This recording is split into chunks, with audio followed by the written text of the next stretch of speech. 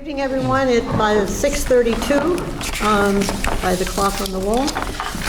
And I would like to, this is Joyce Reshoots. Tonight is December 6th at 6:30 in the large group instruction room at the Air Regional High School, Air Shirley Regional High School. I need to announce that those attending tonight's meeting should be aware that the meeting is also being audio and video recorded by APAC, APAC, and ASRSD. I don't know why I can't get those 5 letters.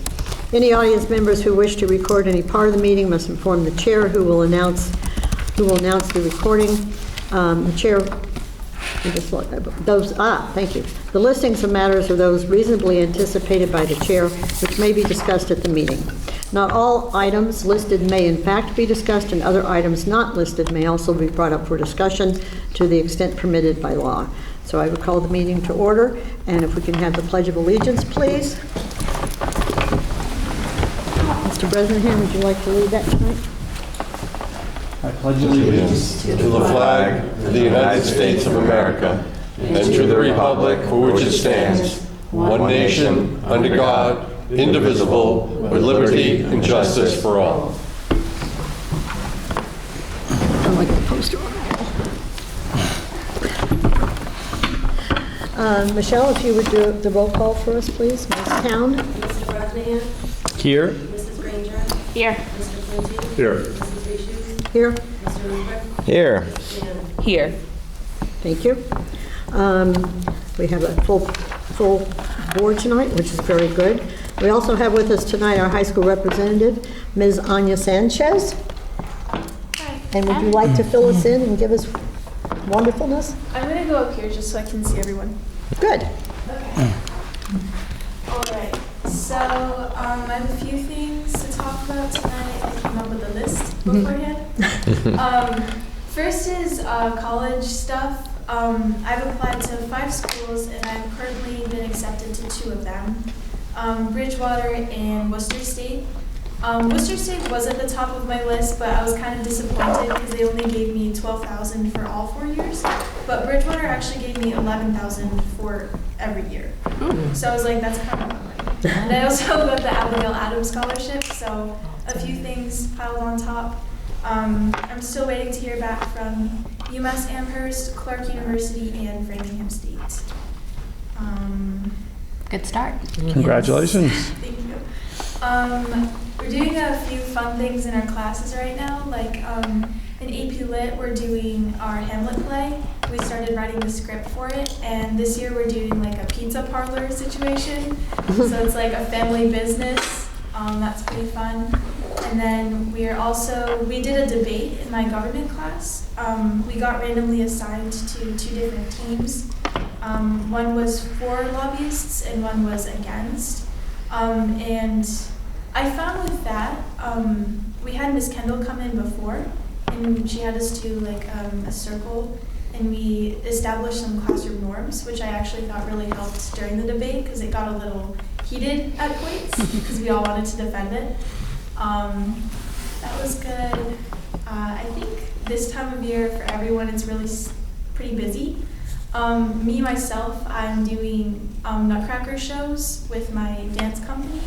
So we travel from like Fall River to Worcester to Andover and like a bunch of places over the weekends. And we perform and we like take Girl Scouts on tours and things like that. So there's a lot going on. And then I also have recital things for my studio coming up. And I'm the only senior at my studio, so I'm gonna be like the main character in our recital. So that's pretty fun. And yeah. Awesome. Yeah. Any questions? Oh, please do. Go ahead, Michelle. Thank you. So can you talk a little bit about the circle that you did, Yes. what that was like and how it was led? And So Miss Kendall came in and we had everyone sit in a circle.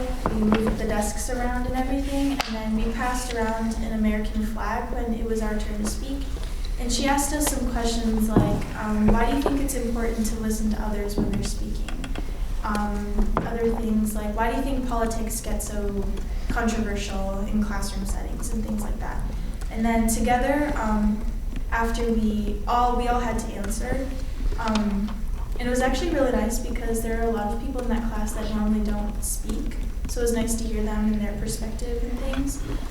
we came up with a list of 10 classroom norms. Some of them are like critique the idea, not the person, value each other as human beings, listen instead of thinking about what you're going to say next. And I actually thought it was really helpful, especially in a government class where politics always come up. So yeah. Was that something that you did in advance of the debate, or was it something you did just for the class? All of the government classes had Oh, to okay, do good. it, but it was especially helpful during the debate because it got pretty controversial. So in the moments that I'm sorry to take over, but in the moments that it got controversial, did you guys stop and say, remember our norms, or like how did it diffuse, or did you see people like using the norms that you had set up? Well, before the debate, Miss Aller went over the norms, so we all had them in like the back of our minds, and then after the debate, we went over and we thought, what norms did we do, like, did we display pretty well, and then which of them do we need to work on? One of them that our class kind of has a problem with is like not interrupting other people. So that's something that we're going to work on, and also critique the idea, not the person. Yeah, that's excellent. I'm glad to hear that worked for you guys. All right, I won't hog it. Anyone else? Yep. Kevin? So I'm curious, so you mentioned some of the scholarship information. I'm just interested in, did you do some of that research yourself? Did you have some help and support from your guidance counselor, the school, or did your mom do a lot of that? Interesting. Well, the scholarships from Bridgewater and Worcester came from them. So they were like, I actually didn't apply for them, they just gave them to me. But I've applied for a few others. Clark, I applied for their presidential scholarship, which includes like full tuition, full board, and things like that. It's kind of a long shot, but I wanted to try just in case, you never know. For the counselors, they've given us like a bunch of links to use that I'm going to apply pretty soon once my schedule has settled down a little bit. And I'm going to look into like specific schools and what scholarships I can do after that. But for right now, I'm basically just waiting to hear back. Okay, great. Did you do some early action? I did all of them early Yeah. action. Framingham, I don't think they had one, but I just applied really early, so I'm hoping to hear back soon. Okay. Thank you. Anyone else? Oh, we have this lovely lady here. I got vetoed by Sierra, but on the Hamlet play, what I really enjoyed, and you can tell Ms. Witt, they had of course everybody was at home for COVID, but they did, when Catherine was a senior, they did Hamlet using Zoom. Oh, yeah. That was more fun than people should be allowed to have. We got through the technical stuff, but you get people in their own environment, and it went back and forth, and normally, we're not a part of that, parents aren't part of what you guys get to do. But I thought that format was like tons of fun and a good showcase for what you were able to do, so you can tell Ms. Witt about that, because Sierra won't. They were in person last year. I know they did it in person last year, and parents were invited. I don't know if they didn't do it when Catherine was a senior because of COVID, but Right. I don't know if it'll. It's definitely a lot of fun, for sure. It's kind of silly because Right. we have to take like the Shakespearean language and make it into modern English, and we're also making everyone Italian. Because Making everyone what? we're making everyone like Italian American because it's a pizza restaurant. So it's just a good way to showcase Right. that kind of thing. It's probably just me, because other parents were invited because they'd be invited by their students. So that puts me on the out. I'm pretty sure an email went out, Yeah, but I don't think I'd be Still puts personally me on the invited. out, Yeah. One more thing I wanted to talk about was DEI going to the faculty meeting the other day. Basically, students from the GSA club, the BIPOC club, and DEI came and shared like experiences that they've had with the school concerning like race, sexuality, gender issues. It was a little intimidating for me because I was put at a table by myself. So when the teachers came over, I kind of had to like make up my own thing on the spot. That was okay. I thought it was pretty helpful, and I hope that it will help teachers, move in the right step towards diversifying the school and things like that. So. Can I ask a question Yeah. about that? So was that an invite from the teachers, or was that the group's asking to go because of a concern or whatever? Mr. Christie and Dr. Meyer actually assembled it. We had a DEI meeting first. I think that's, is that only me and Ellen? Yeah, right now. Yeah, it's me and my friend Ellen Lopez. We're both seniors. So we went and we discussed with some of the staff, and then we had other groups from the school come in, and we read the equity audit and came up with a few like observations and things that affirmed our thoughts or didn't. And then we made up a small plan, and then we went in and discussed them with the faculty. Great. Awesome.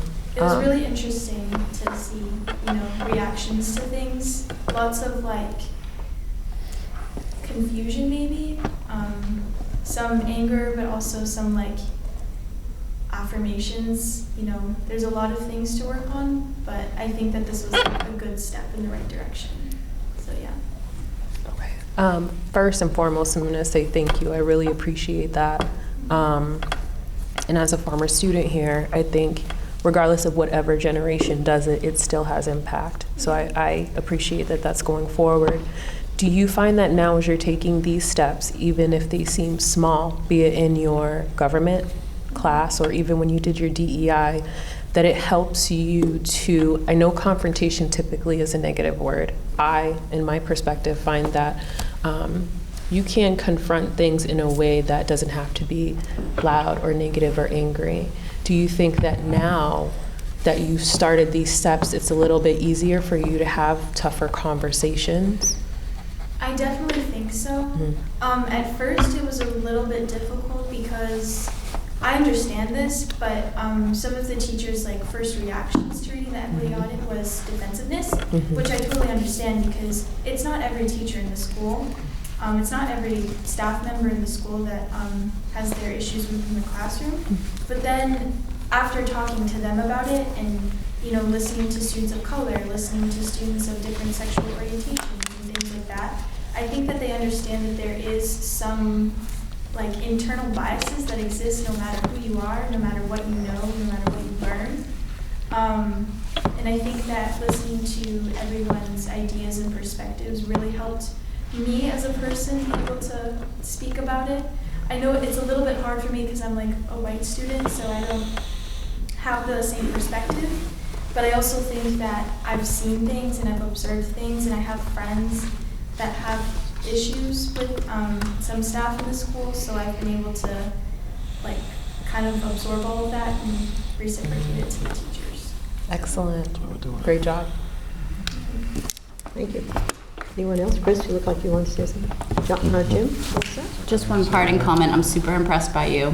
Just to speak about, just your experiences and speaking out on behalf of other students. It's really impressive, and so keep it up. You're doing a great job. Wherever Gets You Nest is going to be lucky to have you. Well, thanks for coming. All right. And we're glad you're not Thank you. taking off to California.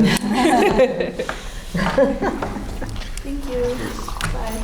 You answered that question better than any of the adults have so far. I'm talking about we've all had to answer those questions to teachers and other stakeholders, and you just answered it better than any of us. Yeah. Truly. Nice job.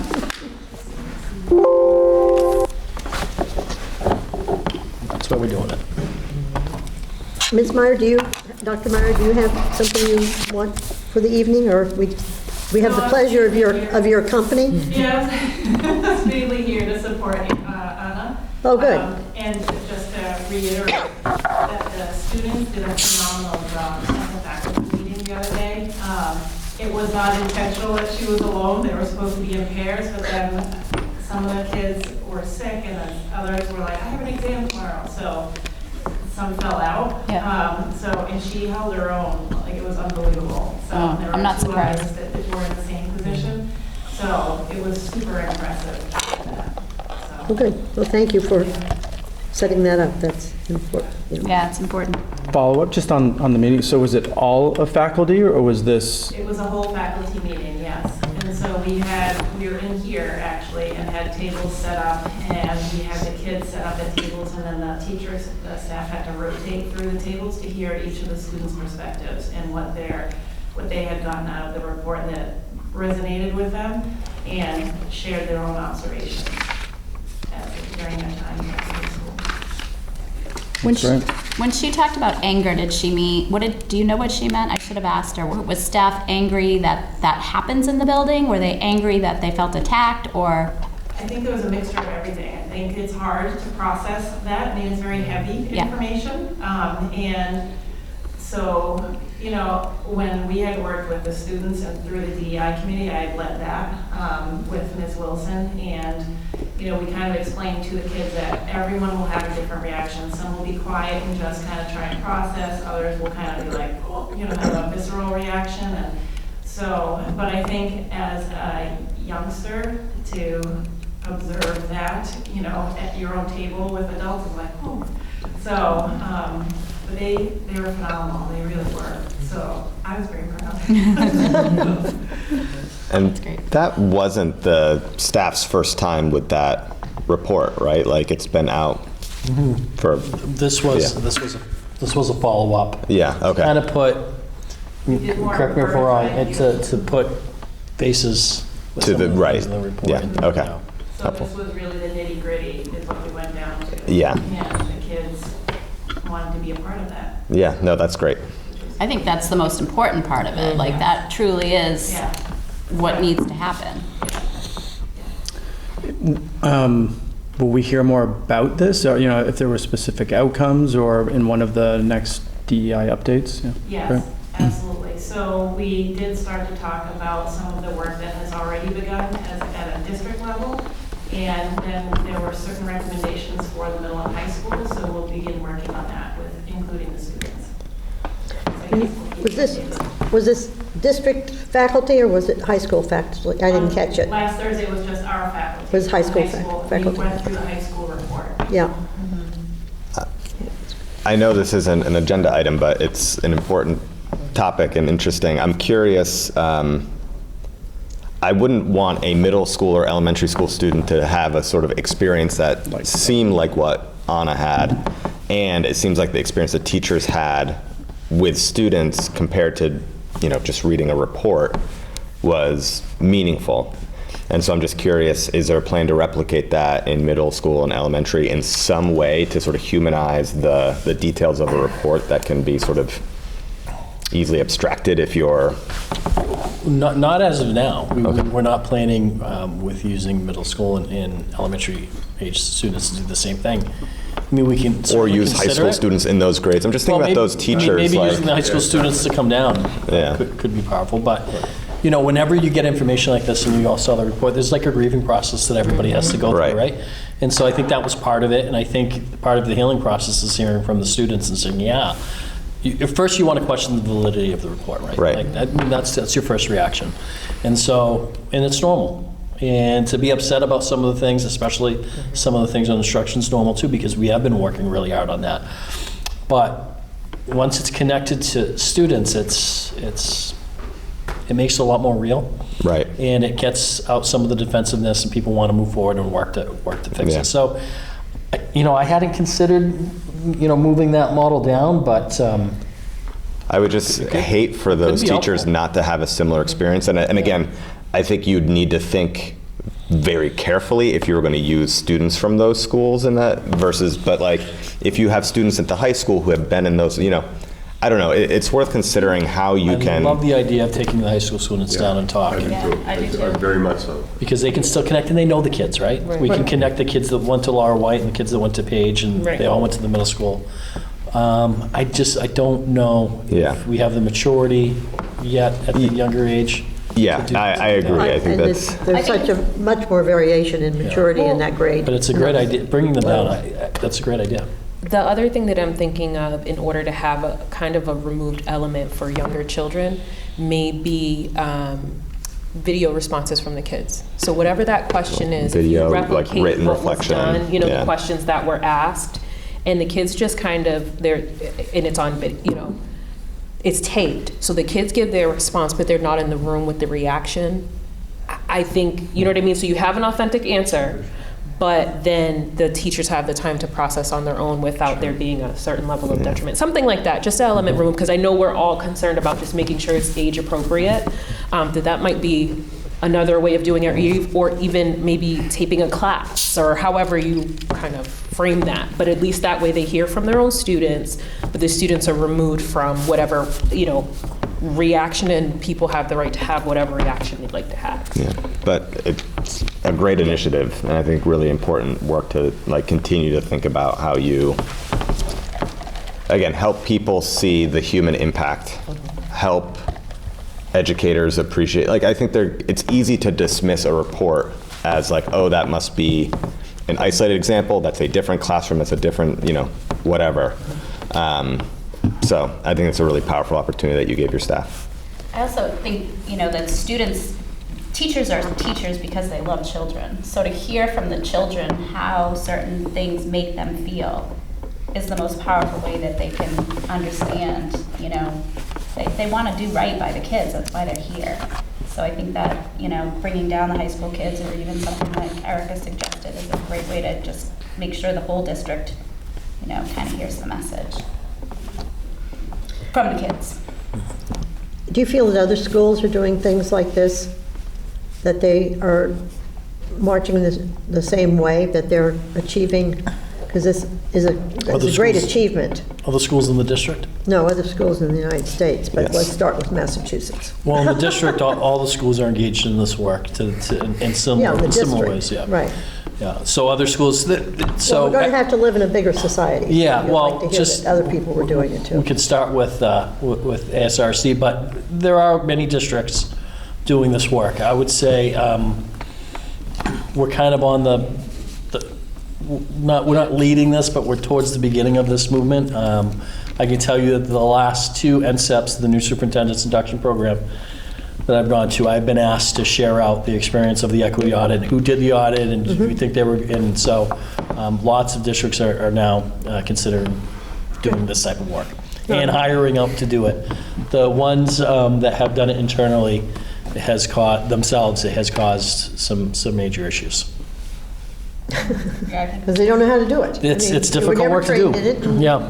yeah. Well, not only that, but I think the third party is the key, because it's easy to have, it's easy to have a bias or to not see what's really in front of you, because you get defensive, or you don't want to acknowledge it or whatever. So I think the third party is really, It's really not critical. not the nicest of sayings, but it's difficult to see your own warts, as I believe that is a saying, right? And I think there's a lot of truth to that. Or your gray hairs. Yeah.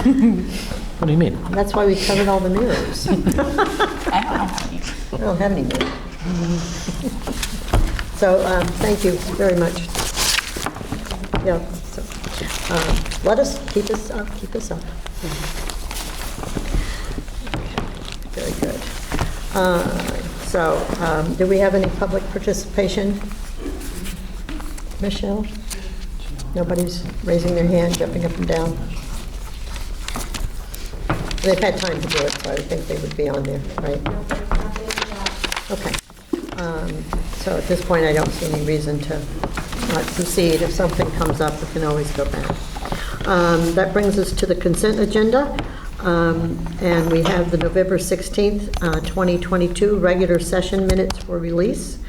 We have a donation from the Main Street Bank, which is to give access to the Bonsai Financial Education Resources for Mr. Listruth's Life Skills Classroom, and it's $1,200 a year. And then we have 3 warrant memos. We have AP warrant 1064 dated 10/28/22 for $235.11 from the meals tax. We have AP warrant 1065 dated 10/20/28/22 for $896.99 for FYCC merchant services. And we have AP warrant 1066 dated 10/28/22 for $862,640.70, which is the biweekly AP warrant. I would entertain a motion, or is there any questions or anything someone would like to ask about on the consent agenda? Jim? Yeah, it was just from a record standpoint, as we go to the meetings, everybody in here eventually, life will get in the way, you'll be late to a meeting. It's just the way it's going to be. If you could try to get to a meeting, sometimes it's not going to work. And I'm thinking that maybe when we do the minutes, if somebody comes in at like, 7:15, we always annotate that. But I think somewhere in the body of the minutes, it should be where 7:15 is, so you can tell who was there for certain discussions. So just from a record-keeping standpoint, somebody comes in at 7:15, then somewhere in the main body would be like, right down on item 7 to 7:15. Just a thought I had as I was reading through it. So just something to I think consider. I think our record is pretty good in the fact that we really have everybody here pretty much on time, nearly all the time.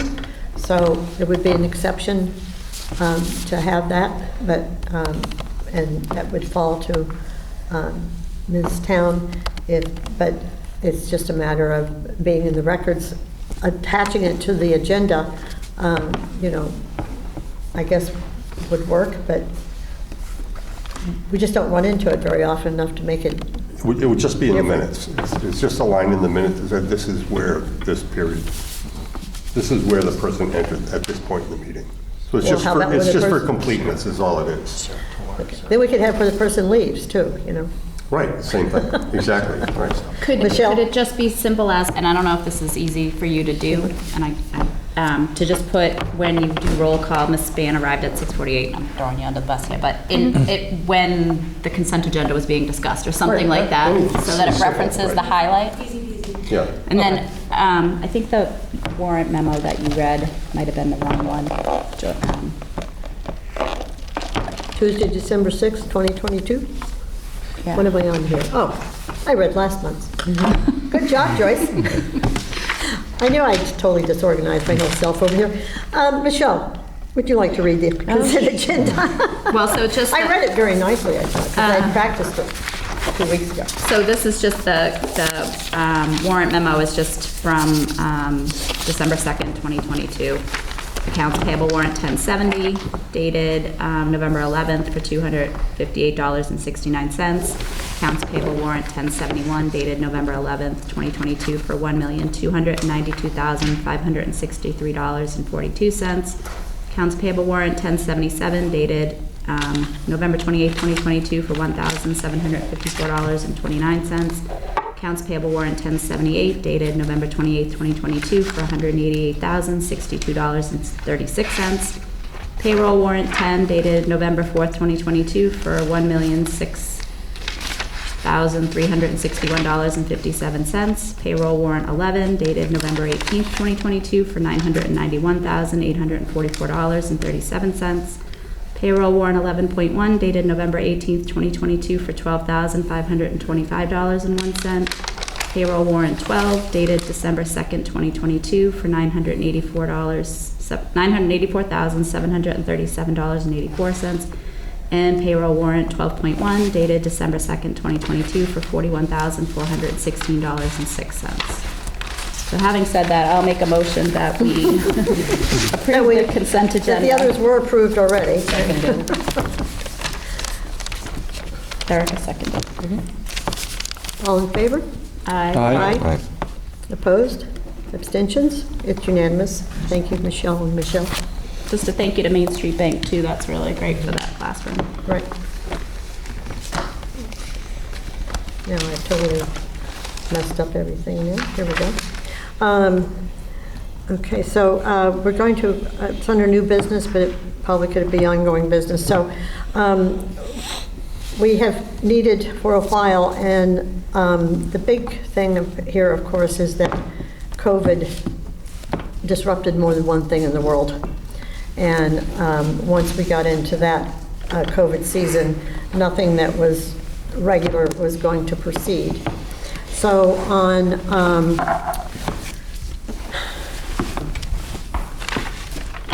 June 19th, 2018, and you have in your packet the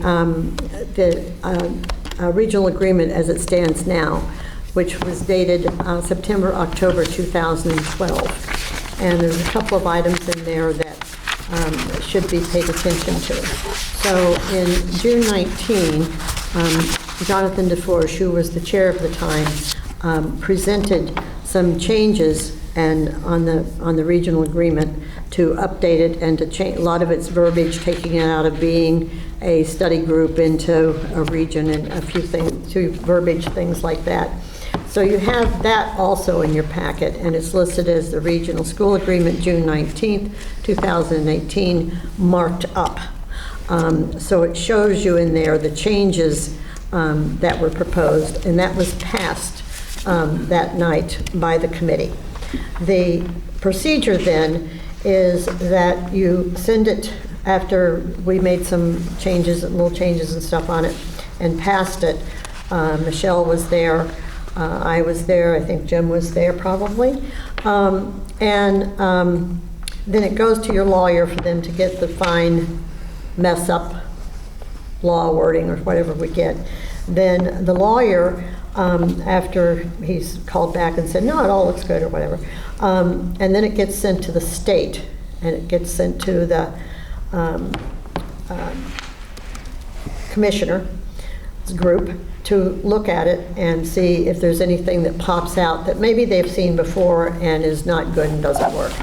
So then the commissioner can make changes on it and send it back to the lawyer, and the lawyer can make suggestions and send it back to us. So what happened in June 19th, 2018 was this kind of got hung up at the lawyers a little bit, and I think there were some small changes that went back and forth. And then it was sent on to the state, and then basically COVID happened. So it has never come back from the state. So we have a number of communications, and I need to stop here and say that there are two Kevin Bresnahans in the world, and one is sitting next to me, and the other one is our lawyer. So it's very confusing without having some delineation here. But Lawyer Bresnahan, does that work? It does. Okay, all right. So Lawyer Bresnahan had some communication back and forth from the state, and the state never came back.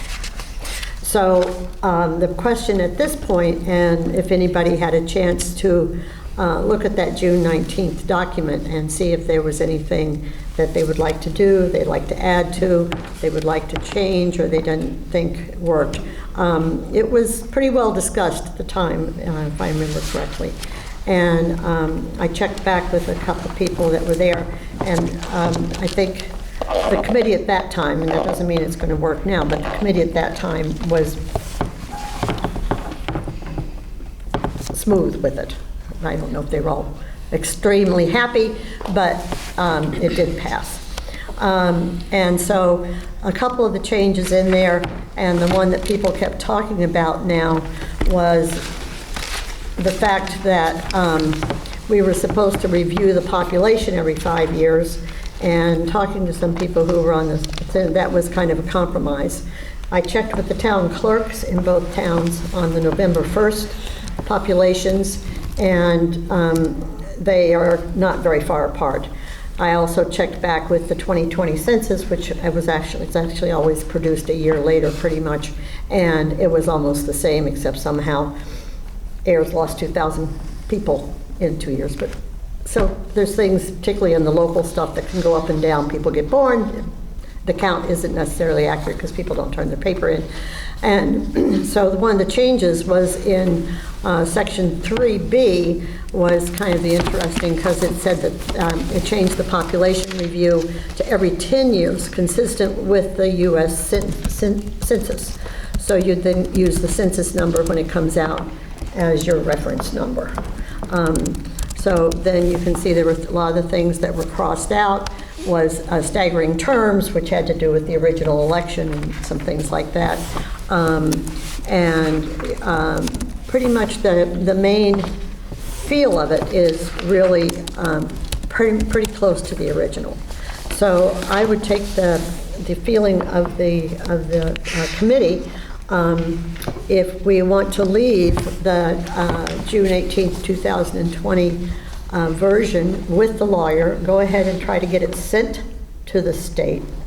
I talked to Mr. Lawyer Bresnahan yesterday and said to him that, since we haven't heard, and he kept trying to get them, but again, after April, March 2020, nothing was going to happen. And the state is known to drag its feet like that anyway. So I would take the will of the committee as to where you would like to proceed. We need to proceed with this. Some of those changes were kind of critical because it talks about staggered things, which is from the original election, right? So if I know I got this to you kind of late, but if you want to wait on it, we can wait on it. I would kind of be interested to let the state look at this and send it back. At least it's in the shaft already, and see what they say. I have no idea what they say, but they'll zero on things that don't work, or other districts it hasn't worked, or it's not reasonable, whatever. So if anyone has any ideas? I would personally, I was on the committee at the time, so I was part of the one that approved what we have here.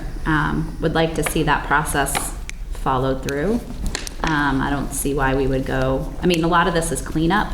We took out things that were in there because this was our agreement at the time we formed the committee, so there's a lot of language in there that's specific to the formation.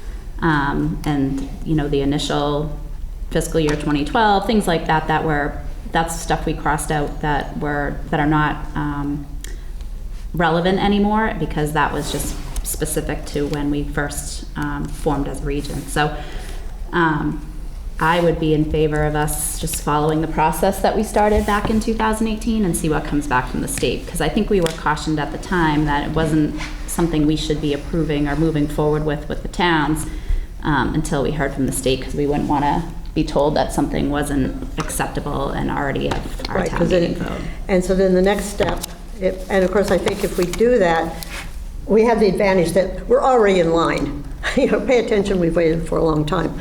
Then it has to go to the Board of Selectmen for a presentation in both towns, and then it has to go to town meeting for approval. So thinking that town meeting, you know, if we miss this town meeting scenario, then we're out another year, you know.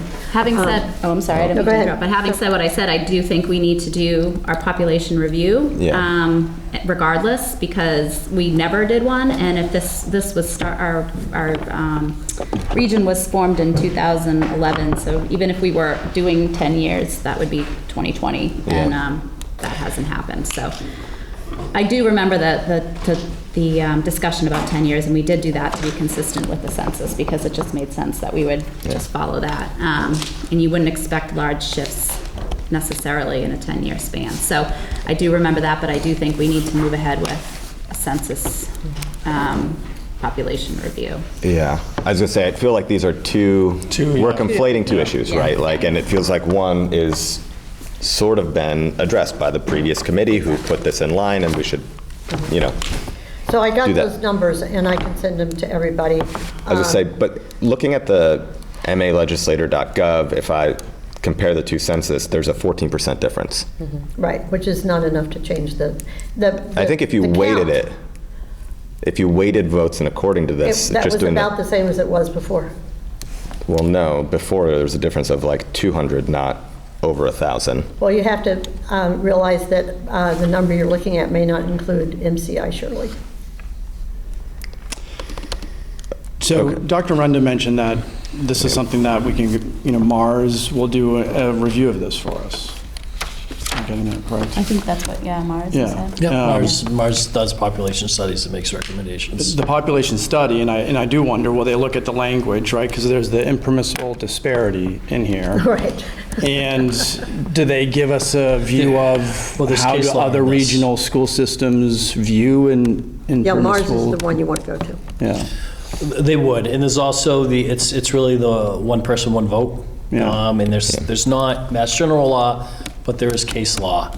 And this is coming from ours, Steve Hemman and former, maybe George Frost, he still works for Mars. A community member had brought this to my attention and asked me to do some research on it.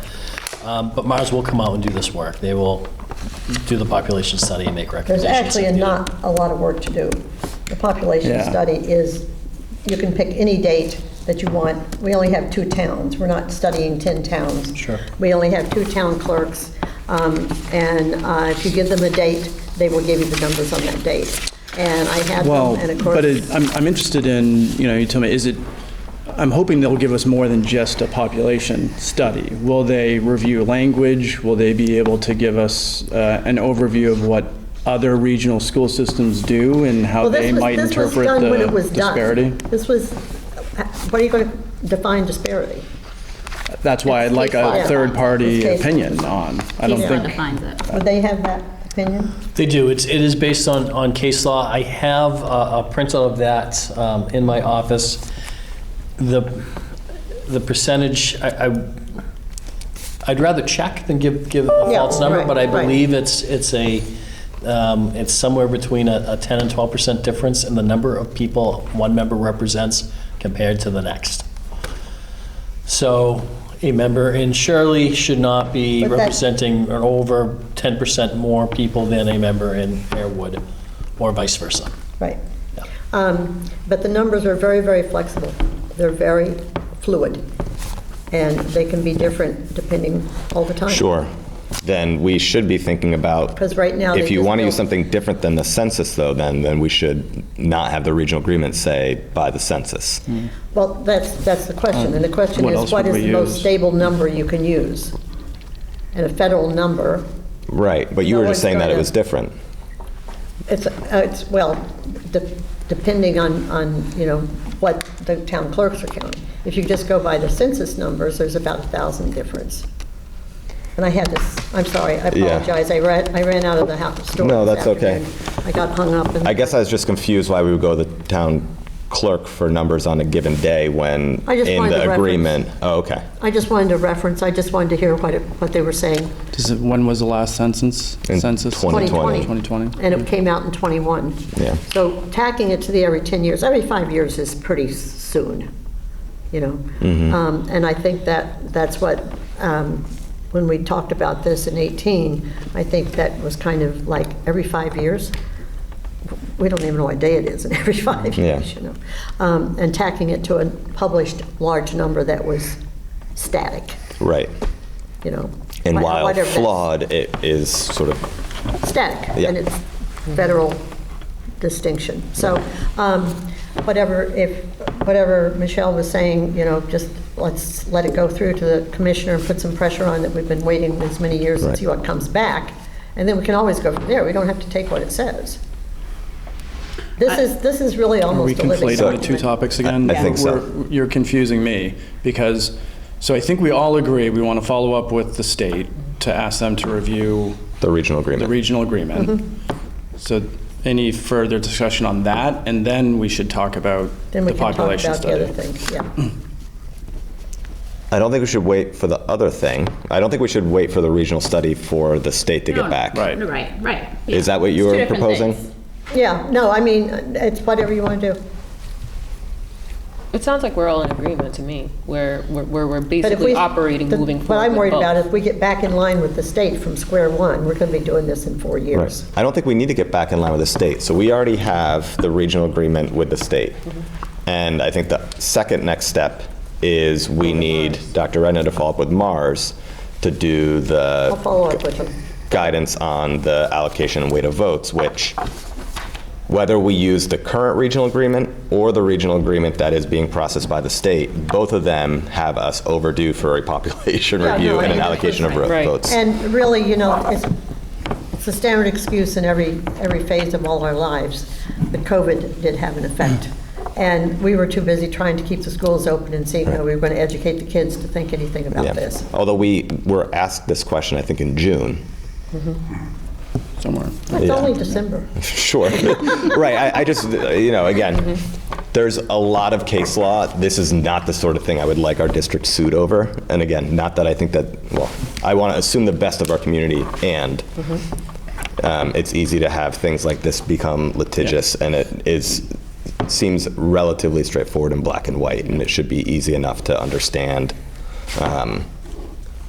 what the populations are according to the census, what each of our stake is in terms of vote, and how that aligns with the population, and be able to make a an adjustment if needed one way or another. And the place where Mars could help us is there's different ways you can do it.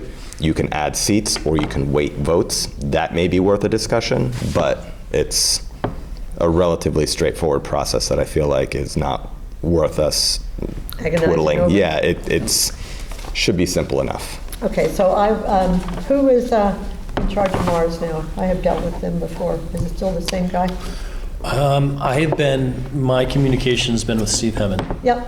Why So don't if I Dr. may Wren, yeah. ask though, yeah, because Same guy. and ideally to me, this is done over email and we can all be copied on that. And that way, as we get the responses back, if we have follow-up questions. That's no problem. But your there's- questions should be in public, Kevin.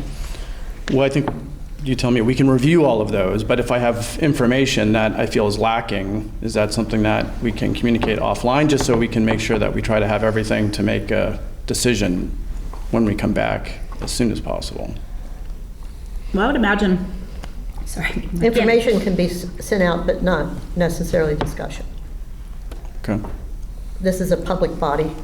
We're in public, and you need to I state understand you're that. public. yeah. So I'm interested in what they're going to provide for us, and if we have any questions on what they're providing for us, we can get that ahead of time and then discuss here in open session. So if Dr. Renda's following up, why don't you include Kevin on it? And that would be a good, and that's why we're not a quorum on that communication. And Kevin and Dr. Renda and Joyce, if you want to be included as well, that would allow it to move forward without a quorum. Right, That should be and kosher. Each town's represented if it's the both of you. Yep. I have faith in both of you. Rock on. Okay, so the consensus then, yes, Jim, thank you. Well, the makeup of the committee now is 50% of what it was when this passed.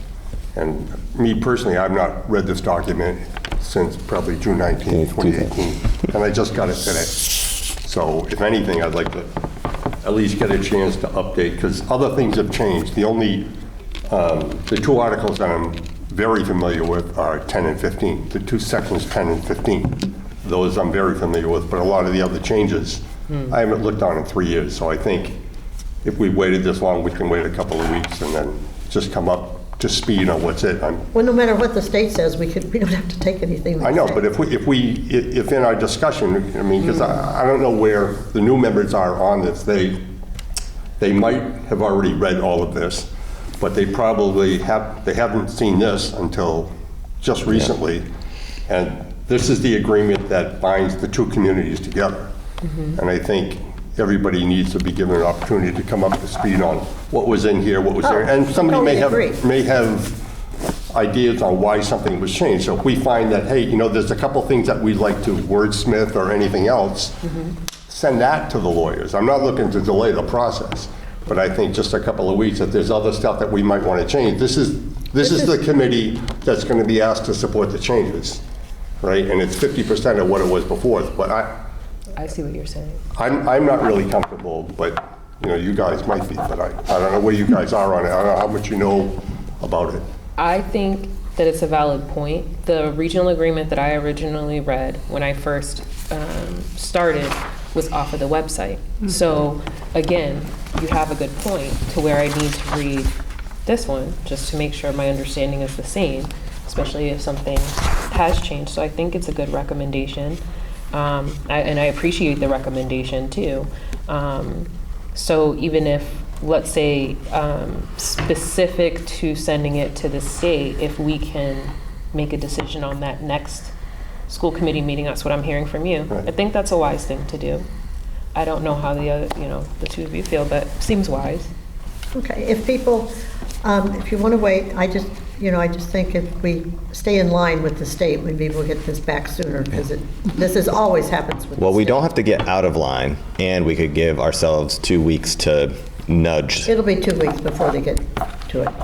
I think we have plenty of time. I think we're unanimous in saying we're glad this is going forward. It has to go forward. It has to go forward. We're delinquent for any number of reasons and have to go forward. And everybody here will be better off when it does. Yeah, Okay.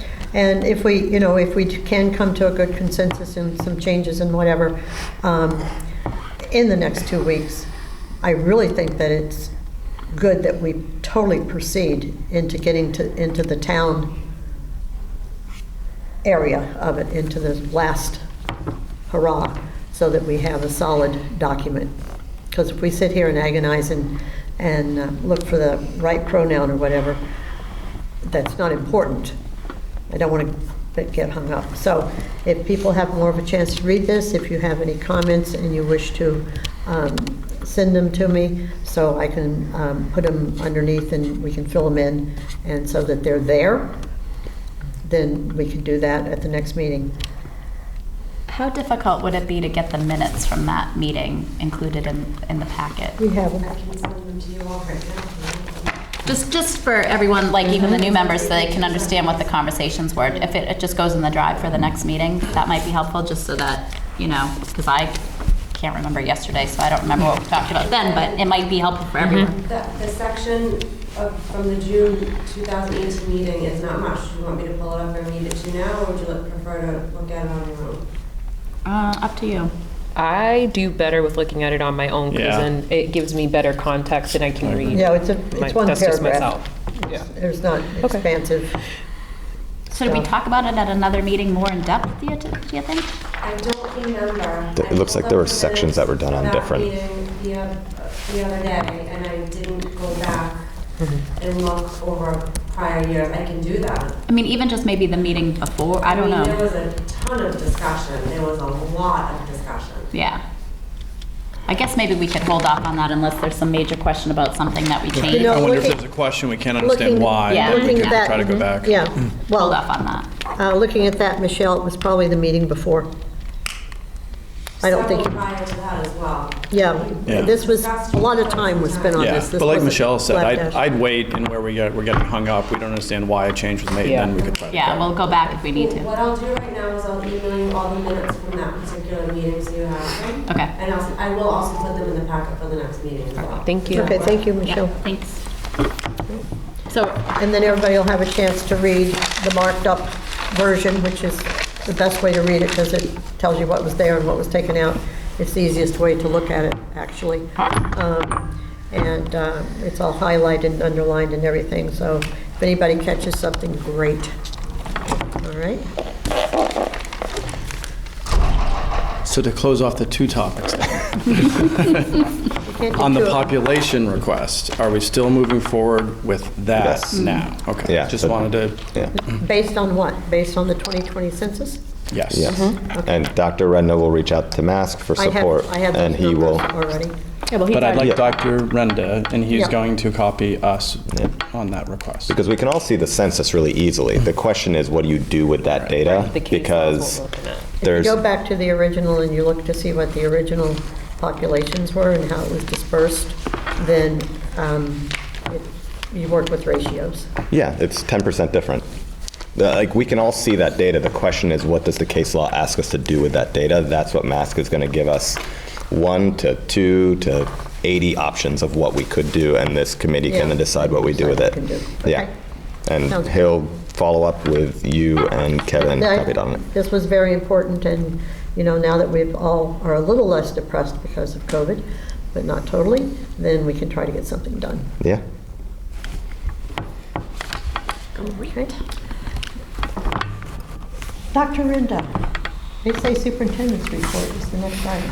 Fantastic. So some really good news. Like our student earlier said that she was a recipient of the Abigail Adams Scholarship. It is that time of year to announce the winners of the John and Abigail Adams Scholarships. The scholarship is a merit-based program that provides a credit towards tuition for up to 8 semesters of undergraduate education at Massachusetts State colleges or universities. For this scholarship, it's merit-based on a student's scores on the grade 10 MCAS test. And the purpose of this award is to reward and inspire student achievement, help attract more high-performing students to Massachusetts public higher education, and provide families of college-bound students with financial assistance. We have 35 recipients this year. That's a lot. That's a lot. What's yeah. the class? It's probably like a third of the class. Yeah, I mean, that's, the class is right around 100 kids, yeah. Actually, there's less than 100 kids in that class. Our sophomore class is huge, our freshman class, we'll get you that number, but I think it's over that. Yeah. It's high. Brady Arsenal, Alfred Burgeon, Connor Bresnahan, Jameson Carroll, Annabelle Clements, Justin Cullian, Stetson Daisy, Jose David Flores Rodriguez, Allison Gravel, Brian Holmes, Jacob Caldgren, Roberto Kaufman Demur, Caleb Leamy, Cole Logan, Julia Lupasek, thank you. Ryan Marchand, Angelo Mavilla, Kaylee Meadows, Aaron O'Neill, Samuel Ostraker, Sierra Quinty, Samuel Ramsdell, Jaden Richard, Hadassah Rigby, Anna Sanchez, Abigail Schaefer, Maggie Sarator, Ava Sheriff, Kate Simpson, Keith Tomeo, Seth Bellier, Robert Weeks, Willow West, Mint Wilson, and Kevin Surratt. Congratulations.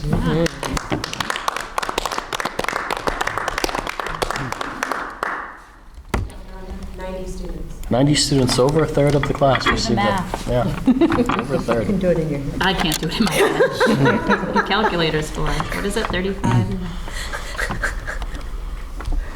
38.8%. Yeah. Nice job. Yeah, that's impressive. We do have a sports update. I apologize that I have to deliver it. I know that the committee loves when Mr. Kendall does. He does a great job at it. But this is per Mr. Kendall's writing. Winter sports are just about to start competition.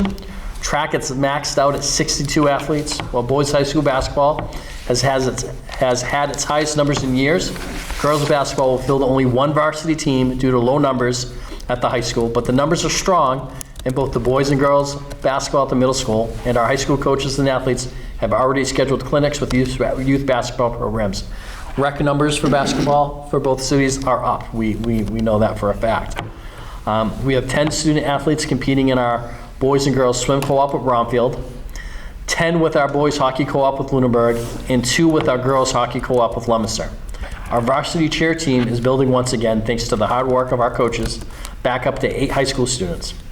Our unified mini golf program will be starting up after New Year's, and registrations are open for unified mini golf, and which will occur on Mondays from 2:30 to 4. That's going to be great. Overall, we have 164 students participating in the athletic programs for this winter. That's about 40% of our students. Yeah.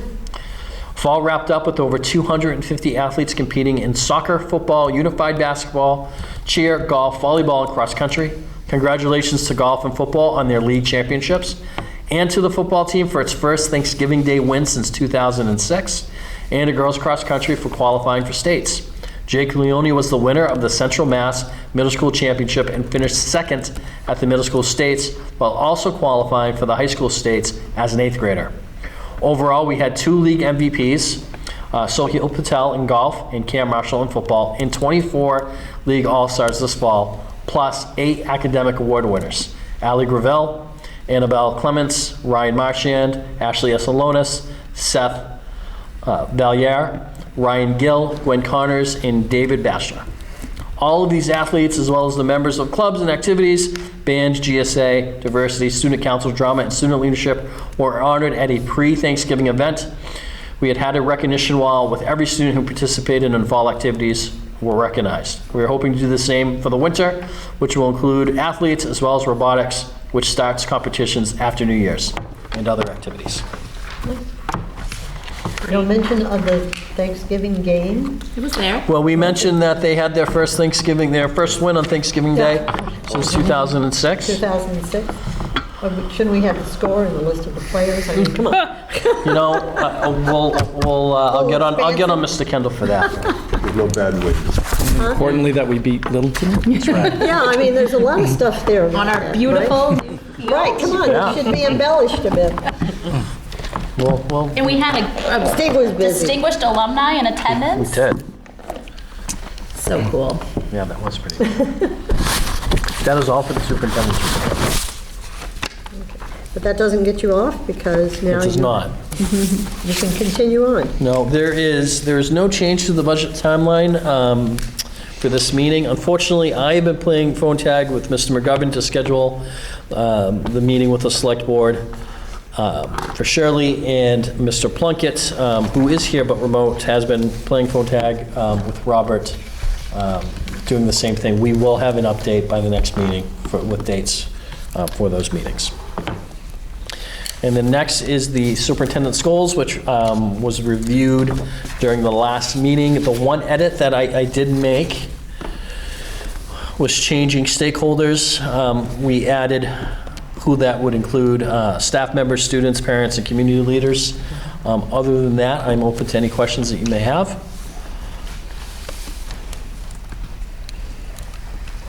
Anyone? Nope. Is everybody fine? Is there a motion then, or is there questions on the goals? And is there a motion to approve them? To approve them? Oh, that was bad. I'll make a motion that we approve the revised superintendent's goals for the year 2020, sorry, I just closed it. 2022, thank you. To 2023. Let's second that motion. Okay, is there any other discussion or comments from anyone? Seeing none, I will call for the vote.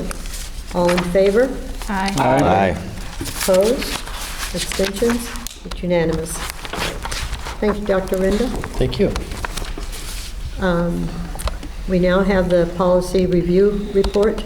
On that is to approve A, inform, and which is foundations and basic commitment, and policy B, which covers school board governance and operations. So I believe our goal is to go through these sections so that we can capture any feedback, because we've approved 2 sections. We have A and B that there was feedback on that has not been included. We're hoping that today we can capture that feedback. Is it extensive? I don't know. Is the short answer. We will find out as we go through the document. But last time we met, we discussed that we would open up section A and B this meeting for feedback, so that it could be considered, included, and then voted on. So that is where we're at. So hoping that we can go through, starting with section A, and we can go by sections. Feels like the Only 66 pages. Yep. I'm assuming you've all gone through, but if it's helpful, I can go through and say section AA, and if someone just throw your Say hand hold. up, throw your hand Like up in we're the doing air if there's. Town meeting, go through them, and then if someone says hold, then we can go back to them. And accept the ones that weren't held. How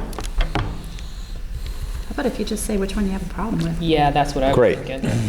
All right, where do we Town start? meeting. Well, I can, if it's helpful, everybody I'm sure has their own notes, but I can go through just in sequence. That's great. The changes are minor, some of it's wordsmithing, some of it's, more than that, but I can give you what I'm changing, why I'm changing, everybody can weigh in, and then you can go up or down, and then we can just sort of move along. Great. Okay.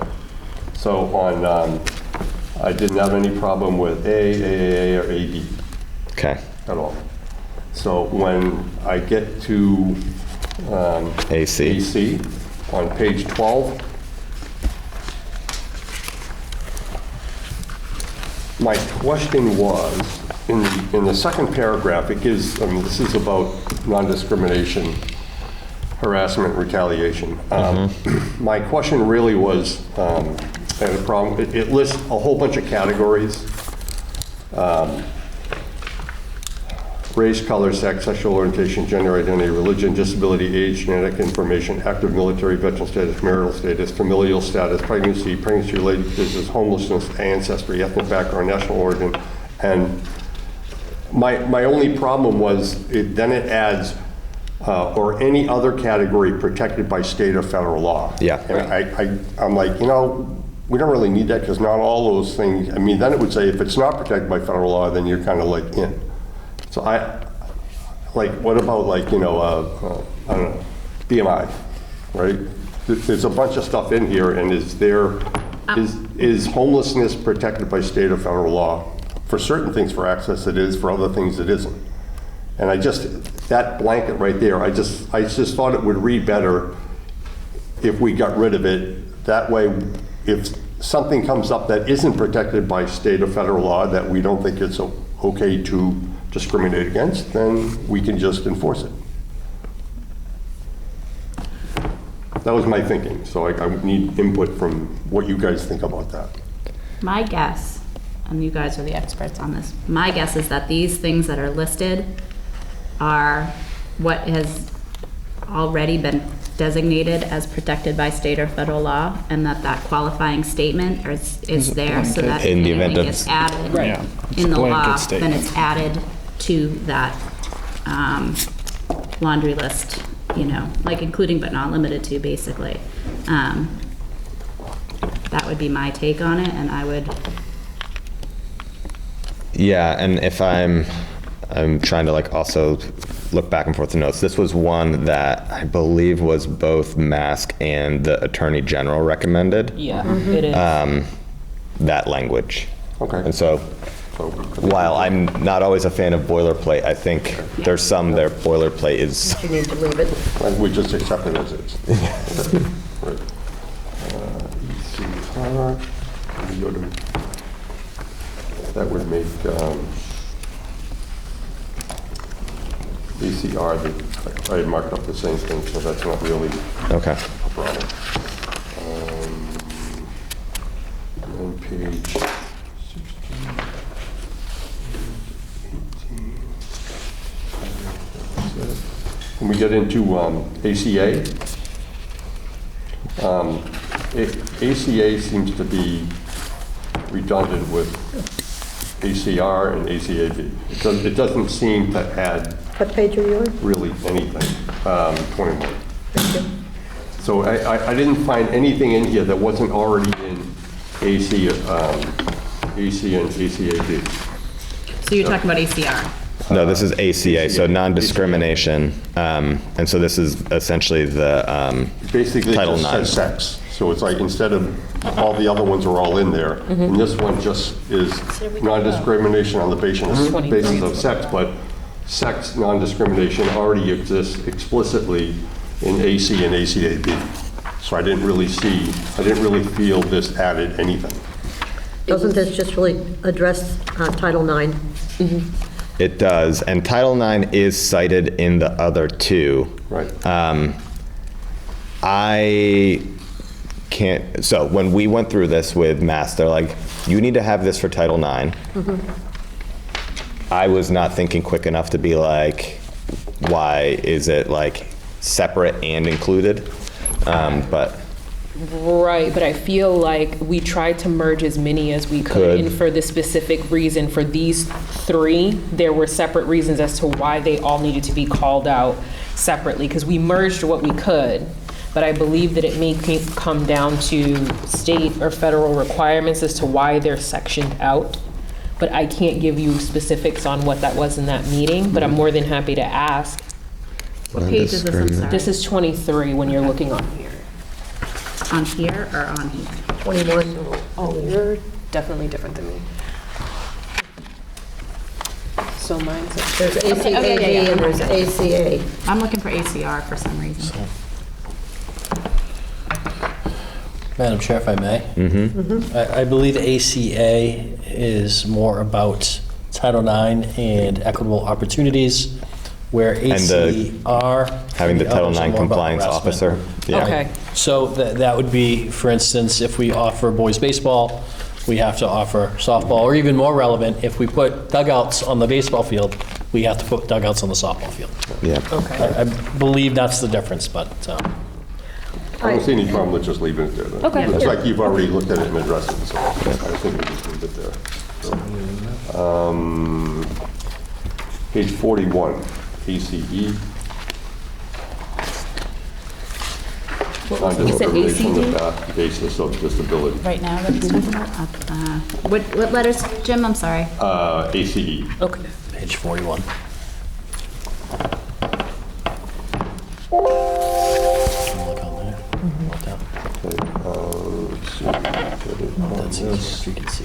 There was a lot of reading on this. That whole change from handicap to disability, there's like reams. And apparently there was a gigantic war going on with just the semantics of those two things, which I'm not going to get into here. So you can brush up on that if you want, if you're bored sometime. In the first paragraph, the last sentence, I thought, it seemed that I didn't know what it meant, and I don't think it adds anything. Can you And read that it, please? reads, yeah. So we're sure what you're talking It's about. about non-discrimination on the basis of disability. And it says, outside the fact you can't do it, then it goes, nor shall the district exclude or otherwise deny services, programs, or activities to an individual because of their known disability of a person with whom the individual is known to have a relationship or association. I mean, relationship, that could be, I mean, you could ride the bus together, you live in the neighborhood, and I struggle to find, it's like, if I would discriminate against somebody because they're a friend of someone who has a disability. I just couldn't, I just didn't think that sentence added anything at all to what we were trying to do.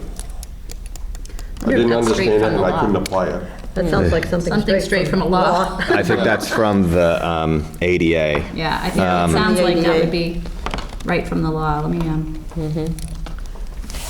Because the only thing I could come up with in your bad example, the Jim, would file's be a not ADA. sibling.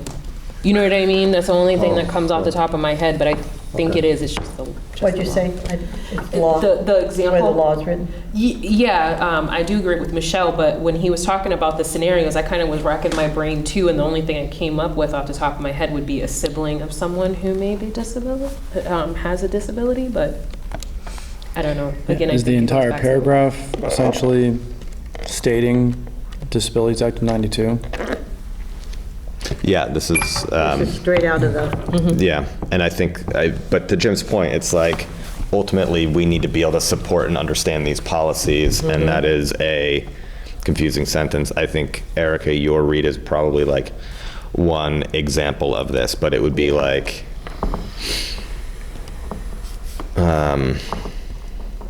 well, let's say that we have somebody with a disability and their mother is excluded, but that person needs to be there because of the disability.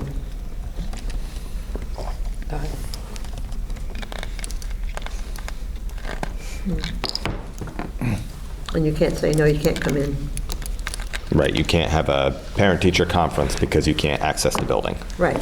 So I think, Right, you know, we're you gonna can cut think of you all from kinds the of weird things, but basketball team because we don't have a handicap entrance for your parent. what's Yeah. this? What'd you say? I couldn't hear you.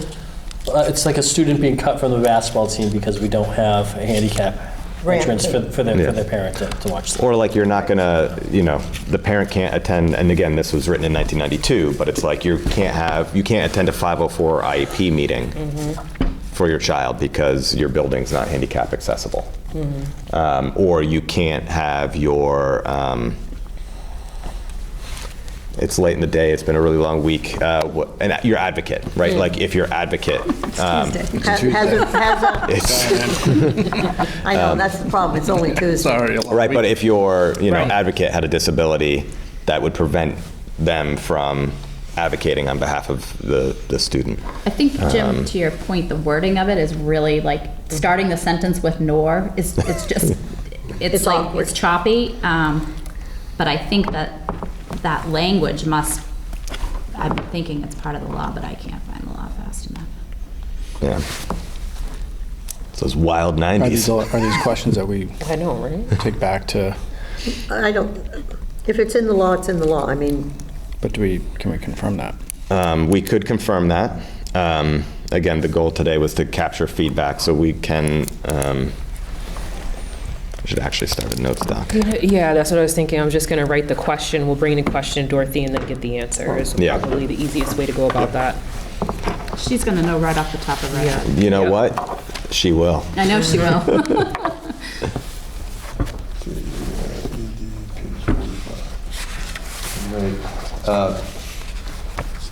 Page 45. and she might have a way to reword it a Clarify little it. bit. That would be- and, yeah. You know, we should leave it, the thought in there without the Mm-hmm. verbiage.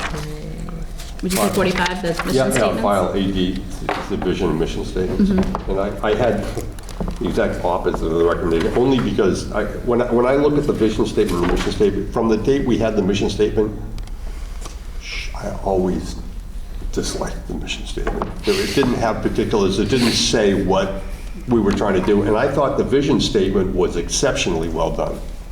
So if I had to pick and choose, I mean, that's, the vision statement, that's what I want the kids to come out of here with, you know? And the mission statement was just a paintbrush kind of thing.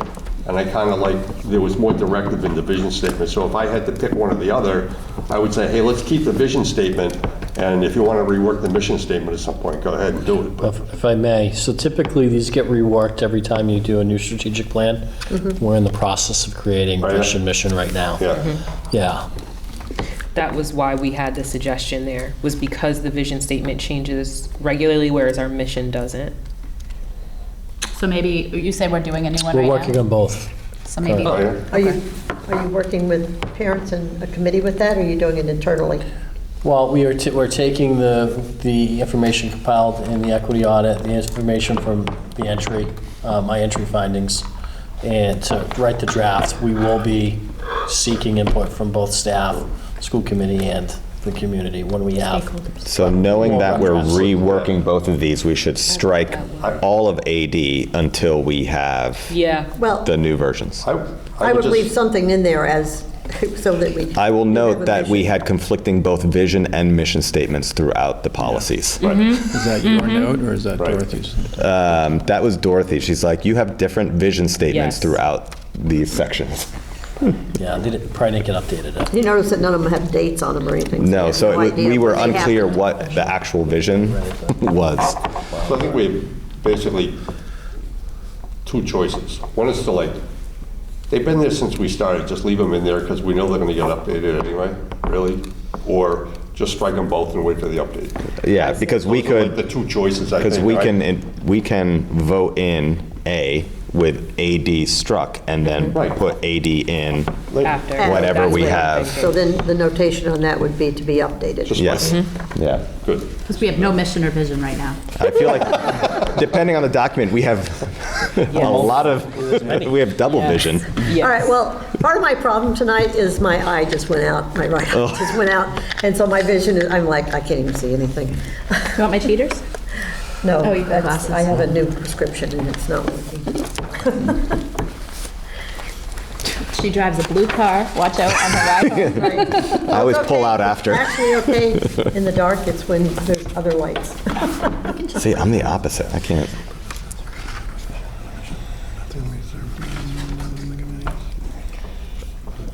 Next, Jim? Nothing I Dally. agreed with the ADA, just dump it at this point. The Leave it ADA, at- school district goals and objectives, because they're going through all that stuff now, Yeah. just strike that. Then we get to ADD, Page, page 50.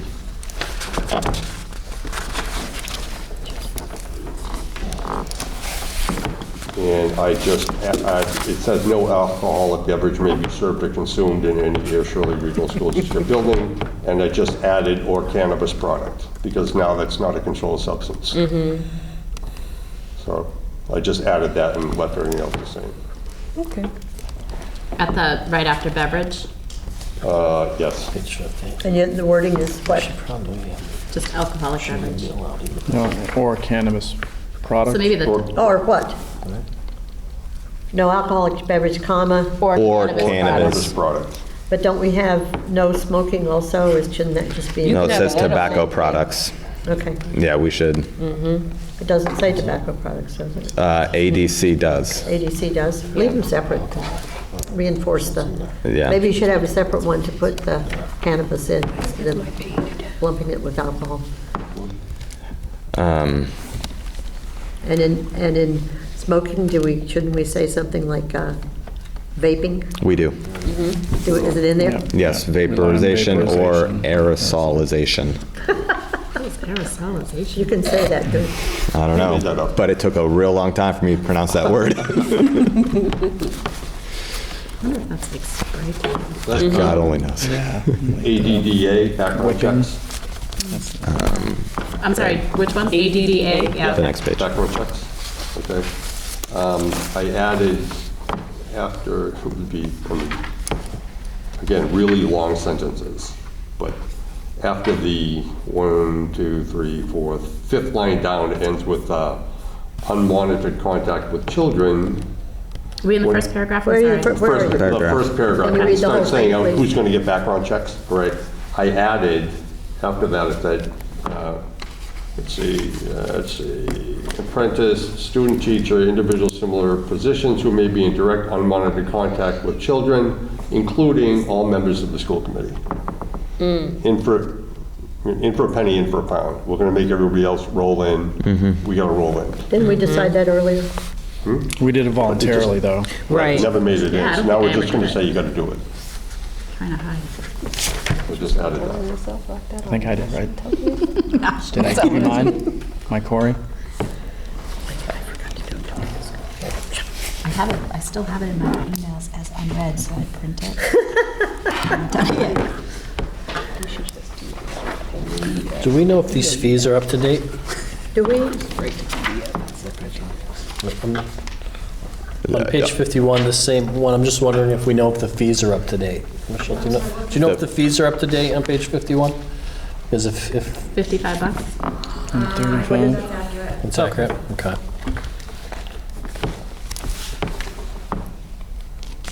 So- But, I mean, to that point, though, maybe we should just strike the fee. I mean, that way, I mean, sooner or later, it's going to be wrong, Yeah. right? So if we don't Strike reference the the fee? fee. That sounds like a good idea. So is the fee paid for by the person or by the district? By the person. But By the person. So then if you have someone who's applying for a job, don't you have to have it in there so that they know that they'll be paying a fee and approximately No, you what tell it them they is? have to pay, You we're can just not going change to it. tell them, we're not going to tell them the amount. It's like, it's going to be what it's going to be. Yep. Recording in progress. When you're hired and you're told that you need to go somewhere for your background check, you get the paperwork, you make the appointment, so you know what the fee is. You receive a form. Yeah, I would think that. And you write a check, you're not reimbursed for that.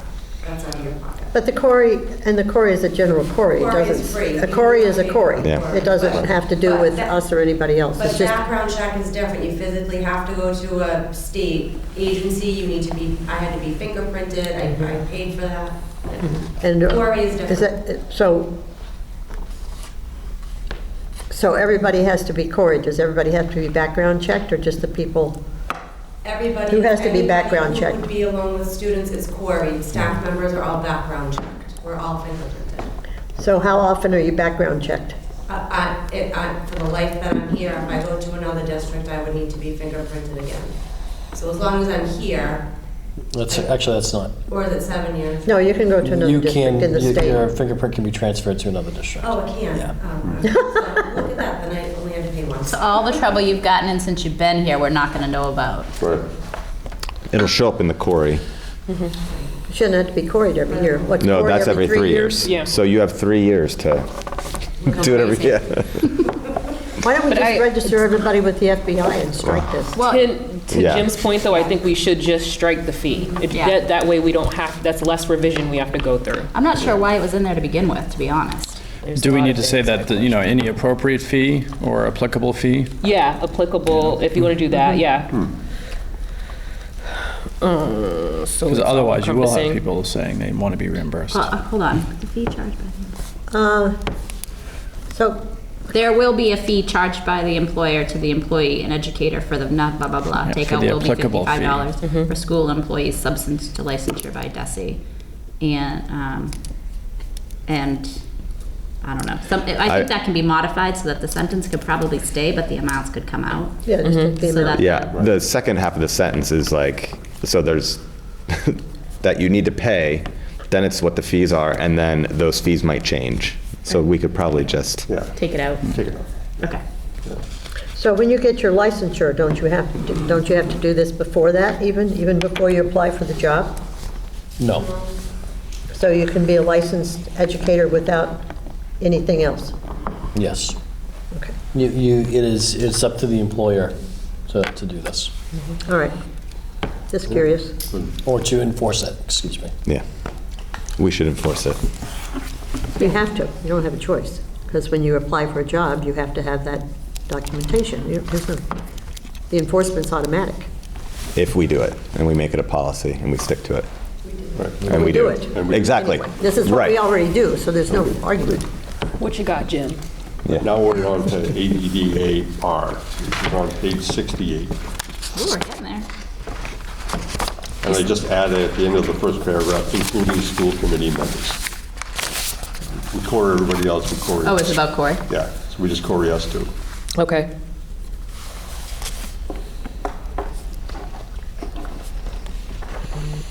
Do we run into anything legally where we can keep someone from who has been elected by the town? Well, you get Corey now, anything could be, I mean, anything could happen to Corey, right? Information comes out. It doesn't give us that information that comes out. Now, it's not actionable by our committee, but if we find out that somebody on the committee has something that's at risk, then it's like they could So be then- subject so to then we're the recall. I mean, a judge? lot of other We are things not can the happen judge. after that. The policy says those who need to know, which would be the district administration. Right. And that would empower the district administration to limit the access of the school committee members to unaccompanied I minors. think part of the question is we're elected officials. Yep. We're not. So does the Hired, school paid. policy really apply to us, or is it really the town policy that needs to say we should be?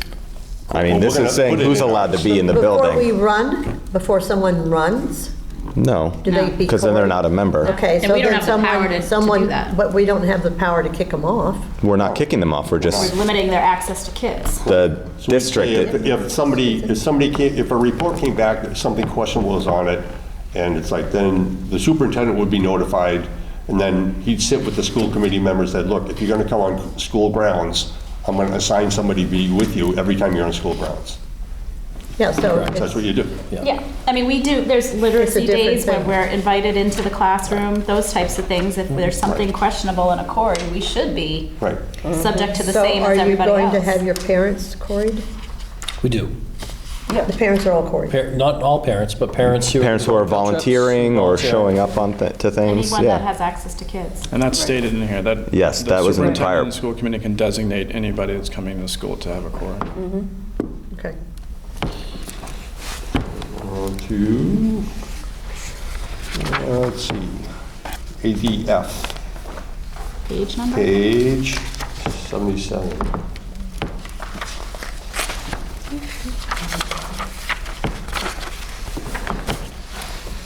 I just want to say, I was so impressed by the new food guy. By the what? Yeah. The new old food guy. Just to be around somebody who's really into what they're doing. It's just like, that guy's like, this guy's really, this is a real deal. It was just, I thought he was awesome. It's been seamless. Yeah. Passion about food. All right, so I get into, It smells good. on page 76, Passionate about food. on parent communication, on D. Okay.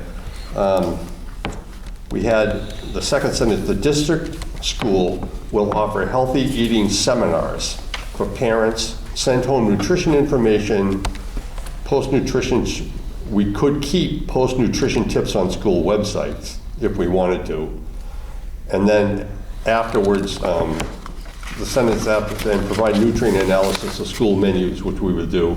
And then schools, everything after schools afterwards, I knocked out because I don't think it's doable. I mean, we're not going to be offer healthy eating seminars. Not that they don't have, we just had somebody in here to talk to athletes about it. But as a part of what we normally do, we're not going to be able to do that. You know, we just can't do it. Health in their health classes and the other stuff, we talk about nutrition and they hear bits and pieces, but we're not going to officially set up to educate parents on nutrition. Jim, I'm sorry, where are you? I'm It's just sorry. I'm totally, on paragraph D. so what you're Okay. essentially saying is that it's totally unenforceable and Right. basically undoable. Yeah. And so just leave the fact that you'd have About the the- tips on the newsletters and leave it at that. Right. And the only thing you could keep if you wanted to is that you could post nutrition tips on school websites. Yeah, That's a doable thing. But everything else in there is, I don't think we can really do it. Michelle. So I just wiped it.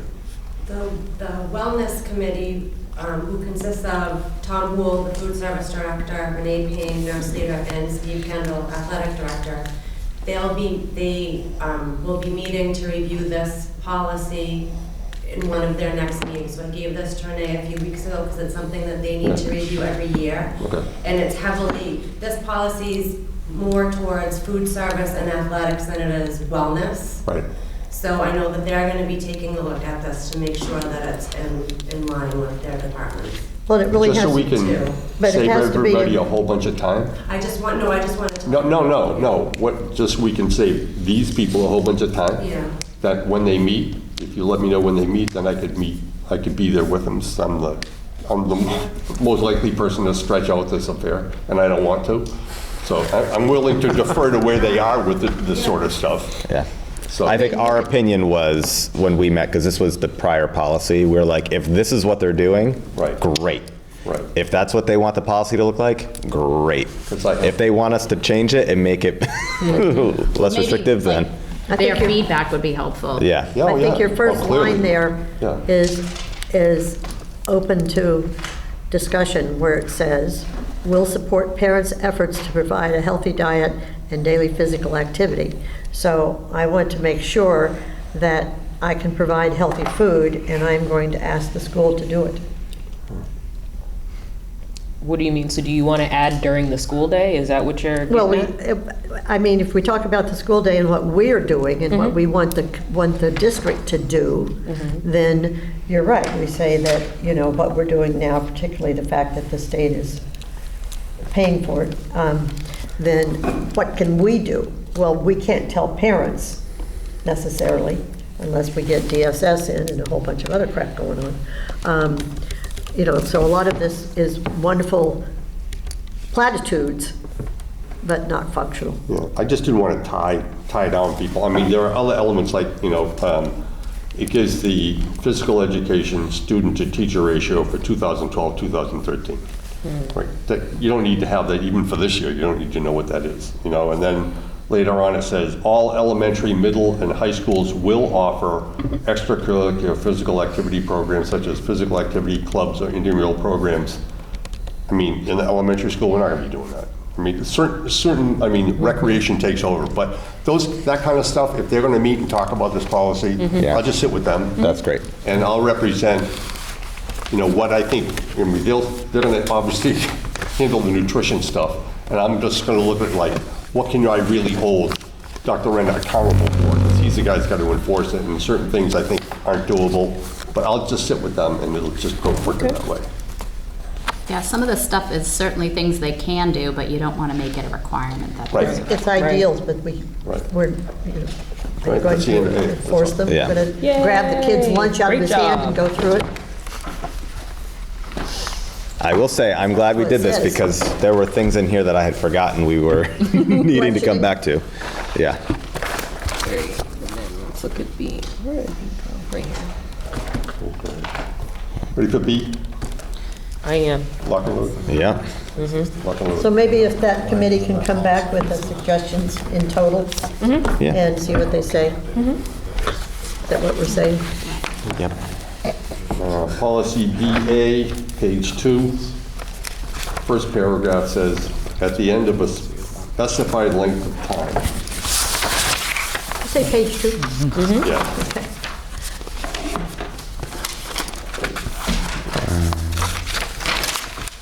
I'm sorry, where? Where? Page 2, Yep. first paragraph. AA?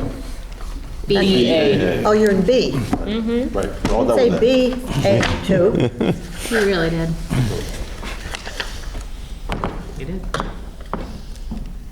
Paragraph 1. Which line are you at, Jim? The second line, it All right. says, and it talks about, our operational procedures, how we evaluate, it says, but at the end of a specified length of time.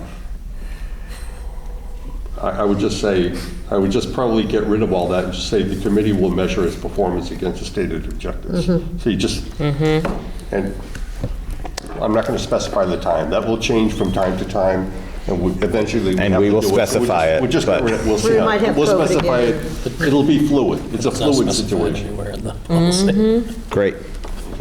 Awesome.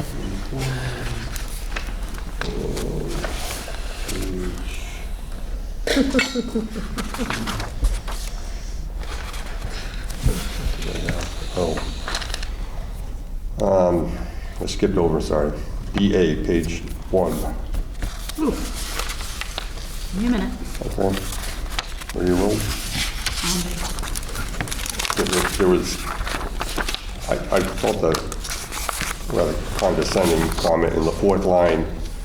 Members must look to the future and to the needs of all people more than the average citizen finds necessary. Where are you? In the Fourth line of the line. first paragraph. Oh, I we're just still in the first struck paragraph? that. We don't need to wipe out the average citizens.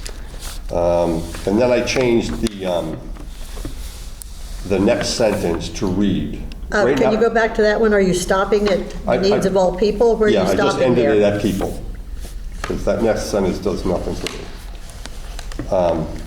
The following sentence currently reads, "This requires a comprehensive perspective of long-range planning in addition to and attention to immediate problems." I thought that was awkward, so I rewrote it as, "This requires a comprehensive approach to include long-range planning and attention to existing operations." It's,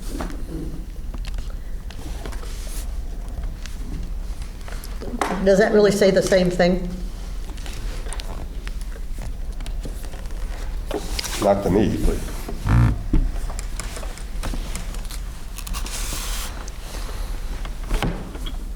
In addition to, attention to, oh gosh, yeah. it just seemed, it didn't really roll with me, so I just put something I thought read easier. This requires a comprehensive. In addition, you could leave out Yeah, to so I'll read it attention. again. This requires a comprehensive approach to include long-range planning and attention to existing operations. Can we just take out attention, leave it wrong range plan, and attention to immediate problems? If you prefer, yeah, either way, I'm good with either way. Just take out Would you the in would you addition. just say? Just take out addition, so Just take out in addition. this requires a Reads comprehensive perspective and better. long-range planning and attention to immediate problems. Right. That's Okay. fine. Yeah, that works. And down to, Was that all of that? that's all I got. Then BBBE on page 12.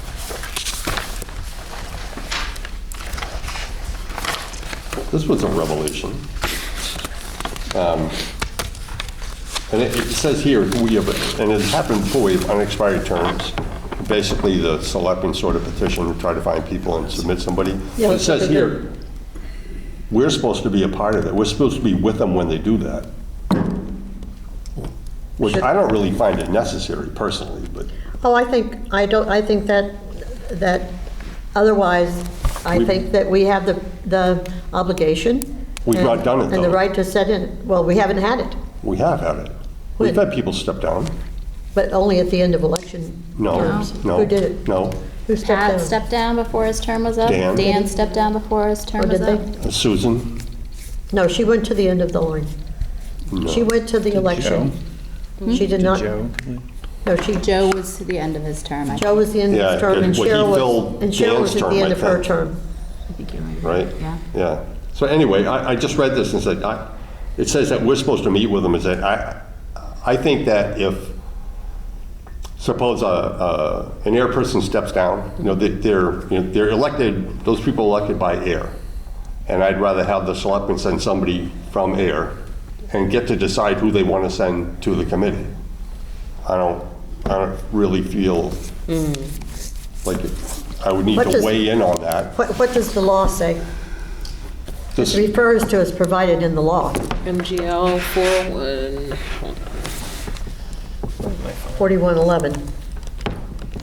Not to mince words, I think both towns voted for select boards, correct? Right.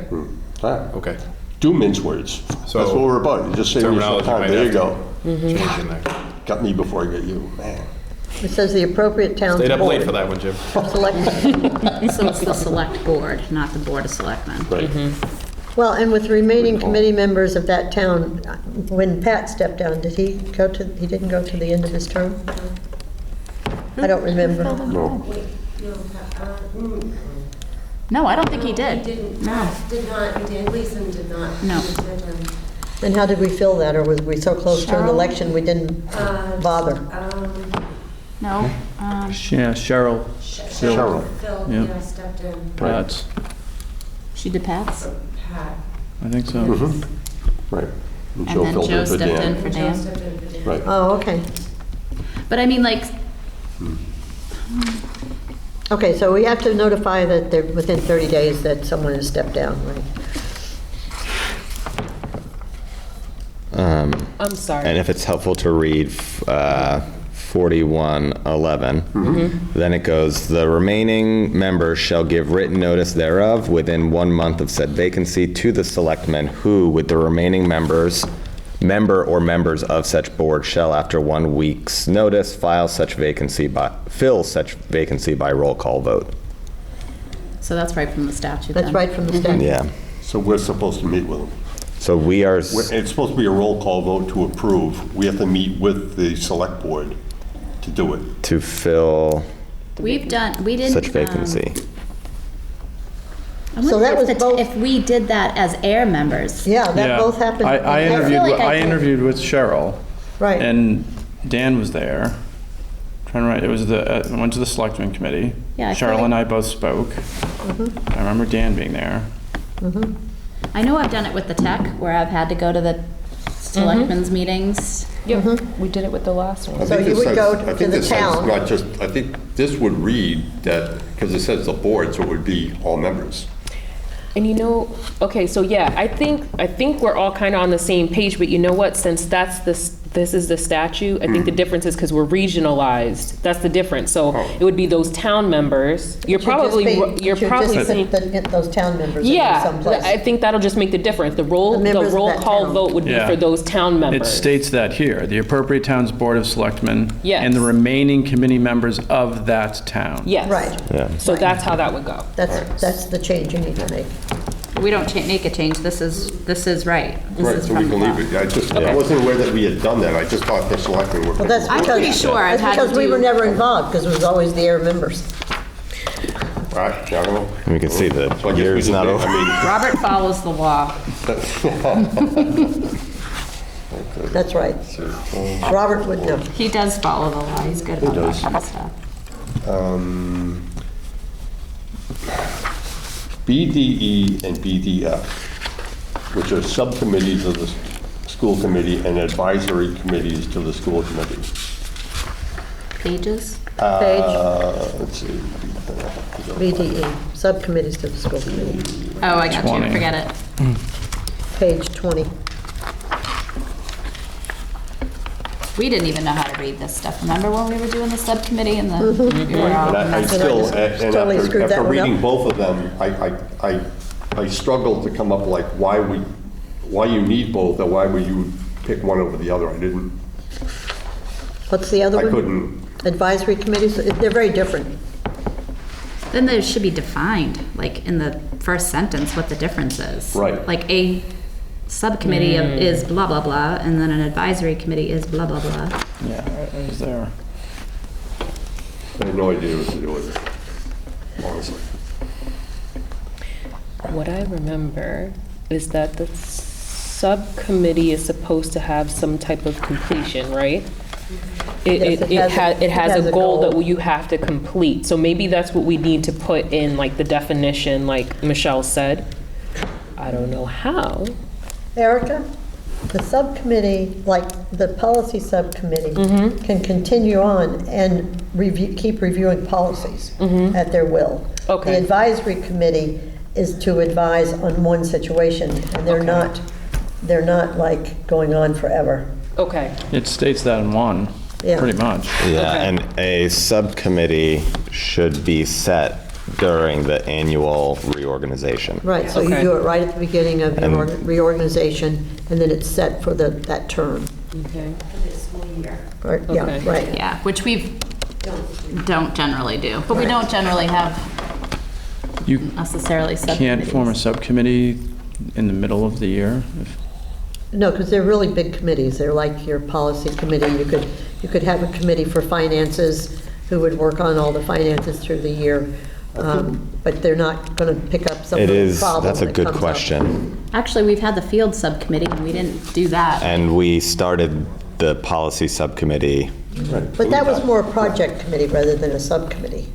Which That So one? now was a we have different- 3 definitions. We have a project committee, a subcommittee, and an advisory committee. But we Are we just referred making to it up as a terms? subcommittee. Dorothy said that no matter what, we were a subcommittee. Hold on, say, You're a subcommittee. Establish a subcommittee at any point when you need it. When it's done, it should be, like, you should disband it. And then- Correct. gotcha. So So it's a in one-year that term, case, basically, well, unless you choose to continue. right. If that's true, then we should strike may or may not establish special subcommittees at its annual organization meetings. Yes, Right, good. that's May what or I may like. not. Why Strike it. Don't do it. If we don't want a policy subcommittee, we just Well, appoint a new one. because this implies that we could only do it at the annual meeting. But isn't that so that you announce what your purposes for the year are, and you look for your goals for the year? at Sure, the but we annual have meeting? started every subcommittee that I've heard about outside of the annual reorganization. Right. And we want the flexibility to do that. Right, stuff happens. I think part of the issue too is when you next reorganize, I won't be here, but, I'm going to write you in. Get the No, but I campaign mean- started. no, but at that time, you don't Get that done. necessarily But you don't know, vote. you know, that new chair doesn't like, they need to feel the board out. I don't know. I think that Well, asking a new chair to like say, okay, you're gonna be on this committee and you're gonna be on that committee at that meeting might be, Michelle, you know. The best real way to thing get is say, volunteers. Who wants to volunteer? Who wants to do this? we've never done that. Like, Yeah. I would rather stick to what we do as opposed to, What we might consider. right. I still feel like that needs better. We could also, if it's helpful to the board, we can ask if there's a standard definition of what is a subcommittee and what is an advisory committee that we lead each of these policies with. I just feel Well, like your it's subcommittee is a very different structure, though. Your advisory committee is, you have a purpose and go away. Yes, And and it's what advice. and what we're hearing is it would be helpful to have that written in the Right. policies. Right. So Yeah, how but does it- even the subcommittee sentence says created for a specific purpose and to make recommendations for committee action. That's exactly what you just said an advisory committee was. So it's like. I think no, the advisory we can get committee- Mask to tell us what both of these are, Yeah. put it in a sentence, Yeah, and lead yeah. each policy Have with. them defined more Yeah. clearly. Okay. I'm happy to talk in circles about these, and I'm about to start singing hymns, so let's, Well, I actually screwed it up. my Jesus is getting low. Because I messed it up royally. BDFA E3, page 28. 28. 28. you start getting fun. What was the, I'm sorry, Jim, the policy? BDFA Okay. E3, at page 28, conduct of school council business. My wife Beth was on school council Leroy forever, and it was torture for the principal to be able to get everybody monthly to do this. It was just miserable. So I just changed it to bi-monthly because it was more doable. I think it's important that you try to put something together and talk about some of the issues, but monthly, even when they got people together going like, from what you talked about last month to this month, not really much has changed. People have to, I mean, you're getting parents and stuff, they're trying to get out of work to put all this stuff together.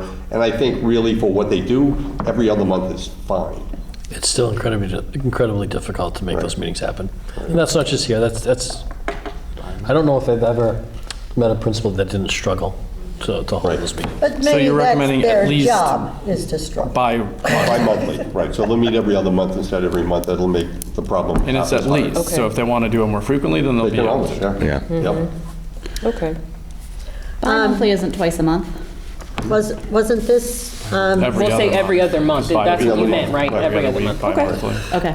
I just want to make sure that we Yeah. were. Yeah, I agree. Semi-monthly. I was tripping up on that. Bi-monthly would be every other month. Okay? when the school councils were developed with ed reform in 1994 or whatever, the whole purpose of that was to have a set thing where, and they don't always work, just like any marriage, and the focus was to get parents who would come regularly and say what they felt the school needed and help make that progress. Now, if it hasn't been defined in the last 30 years, then maybe we need to look at a way to make the school council do what it was initially supposed to do. So if you're saying that they never got together, and when they did, nothing had happened, No, then... that's not what I'm saying. Okay, then what are you saying? It's exceptionally difficult to get them together monthly, and in a span of 4 weeks, it was very difficult for the principals to be able to demonstrate what they've done to achieve what they were talking about. It's just really, in 4 weeks, that's like impossible. 'Cause it's with too everything short a else they have time? to do. It's just a short amount of time. Okay, that's what I thought you were saying. I was just Yeah. making sure.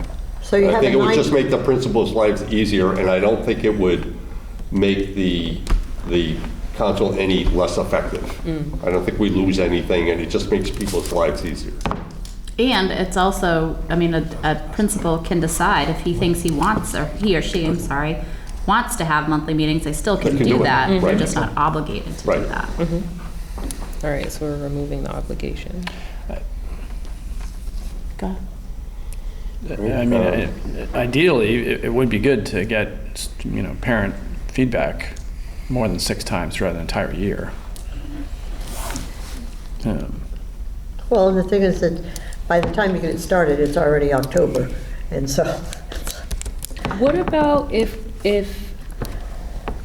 I'm suggesting this, but I don't know the impact that it would have on work, but you know how all of the principals send out the newsletters? Having an option for feedback there.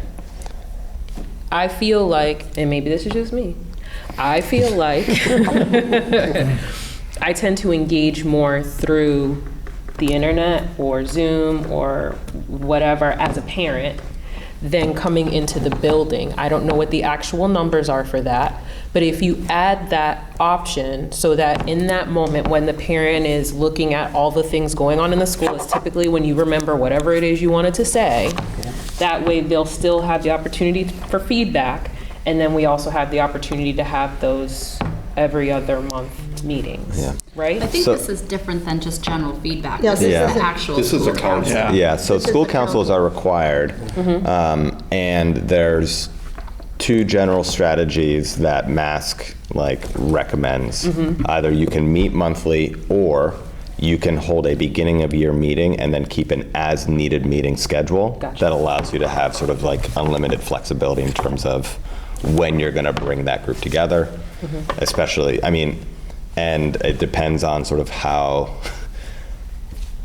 I think as a school committee, we want to think, do we feel like our school leaders are actively engaging with the community? Do we feel like parents have an opportunity to engage with school leaders and provide feedback? And would determine how rigid we want that structure to be. Okay. I would personally, if we're going to reduce the requirement from monthly to bi-monthly, I would just say we do it as needed.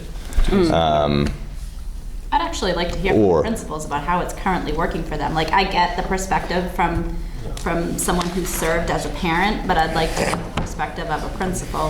Here we're doing this in an effort to help them. True.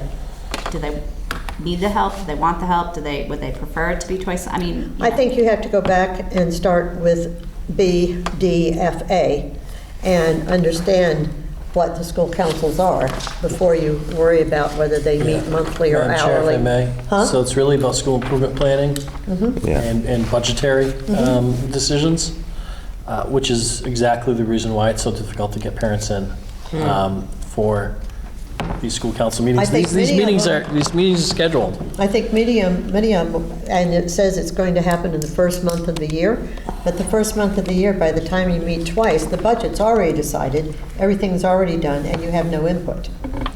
And not to have the school council, and the whole purpose of the school council was that you would have some organization that would have input onto these negotiations that are being done up here. And it's very hard to make it happen. It's very hard to make it work. But I think the big thing here is that it will meet the first month of the school year. Well, everything in the hill is going on the first month of the school year. They probably actually be meeting in June or May or April and then continue on to the next year. So the whole The only setup. problem with that, the with whole meeting with the prior goal year, doesn't work Madam with Chair, that. is we have a Yeah. whole slew of parents whose students are not yet in the school, and we have a whole slew of parents whose students are going to be out of the school. So meeting the prior year for that year's council, you're actually not giving the same So you have to be a opportunity to seventh parents. grade parent. What's that? You have to be a seventh grade parent to be on the council. Well, no, but one of the reasons they happen when they happen is so that you can have all of the parents be able to have input. Bottom line is these meetings do take place and nobody shows up. So we can certainly schedule them, whether they're scheduled every month or every other month. Doesn't matter. It doesn't matter much. They can pick their really. own schedule. Okay. Do they happen on Zoom? I'm sure they do. I don't know. I don't think so. Except for, my suggestion has always been to every principal I've ever coached, connect them to your PTO meeting. People are going to show up to the PTO meeting, take the beginning part of your PTO, at least for elementary schools. High school's a different story. It's more difficult. And take the first 15 or 20 minutes of the PTO meeting and have a school council, whether the elected officers are there or not, still hold the meeting because you have an audience. You can record minutes, you can meet the obligation. And quite honestly, this is for principals, it's really about meeting the legal obligation to have it than it is anything else, because honestly, people really aren't interested much in giving us feedback on the school improvement plans and the budget. If they are, they because run it for really school is committee. limited. But we would love for people to show up and we would, and have all the elected positions in the school council that we're supposed to have. But this is not an Air Shirley issue. It's This national or this is everywhere. statewide. Yeah, if you can find a principal that's able to have someone attend, at least one person attend every meeting, I'd be shocked. I think Dana was on it. What's that? I think there was regular attendance. Mr. For Deputy? Paige Hilltop. He probably gave food. He does. He does it, it's Yeah. connected to PTO, right? Yes, Yeah. she's on the PTO, Yeah. yeah. And yeah, members that were on that were Yeah. definitely very active in the PTO. Yeah, and that Yeah. is virtual, or it was at least last year. Yeah, it had to be. She was on There it was about before 40 COVID people too, on that, though. which was. Yeah, that's I think a incredible. lot 40 of people schools that do it, they try incredibly to That's well. like even- make their PTO nominate someone. Yeah, that's high. Nothing sticks. So why don't you talk, when you have your staff meeting, talk to your principals and see how they feel about bi-monthly instead of monthly. Why don't you just leave it Give open? Chris and- Don't Or dictate, as just say needed. regular. Or Yeah. as needed, and then tell Yeah. them and Say whatever as- Well, they that's, say. I'm down with MGL that. is as needed. That's, Right, just say as needed. just- So, yeah, it should You're be not gonna started. limit them. Well, yeah. I think we hear regularly the or as feedback. needed. I think we could do the secondary as needed. Okay. So they should have a meeting at the beginning of the school year, and then needed. as needed. Yeah, Right. agreed. Okay, good. That was a good catch. Right, BE, school committee meetings. What page are you on? No longer have to have it. 30, as needed. Mandated. Keep going, Chris, just keep going. Right, paragraph 2 is page 30, okay. Everything stays the same at the end of, let's see, the time and location of these meetings annotated on the official posting. I added a sentence, says, no meetings may be scheduled which would conflict with local, state, or national elections.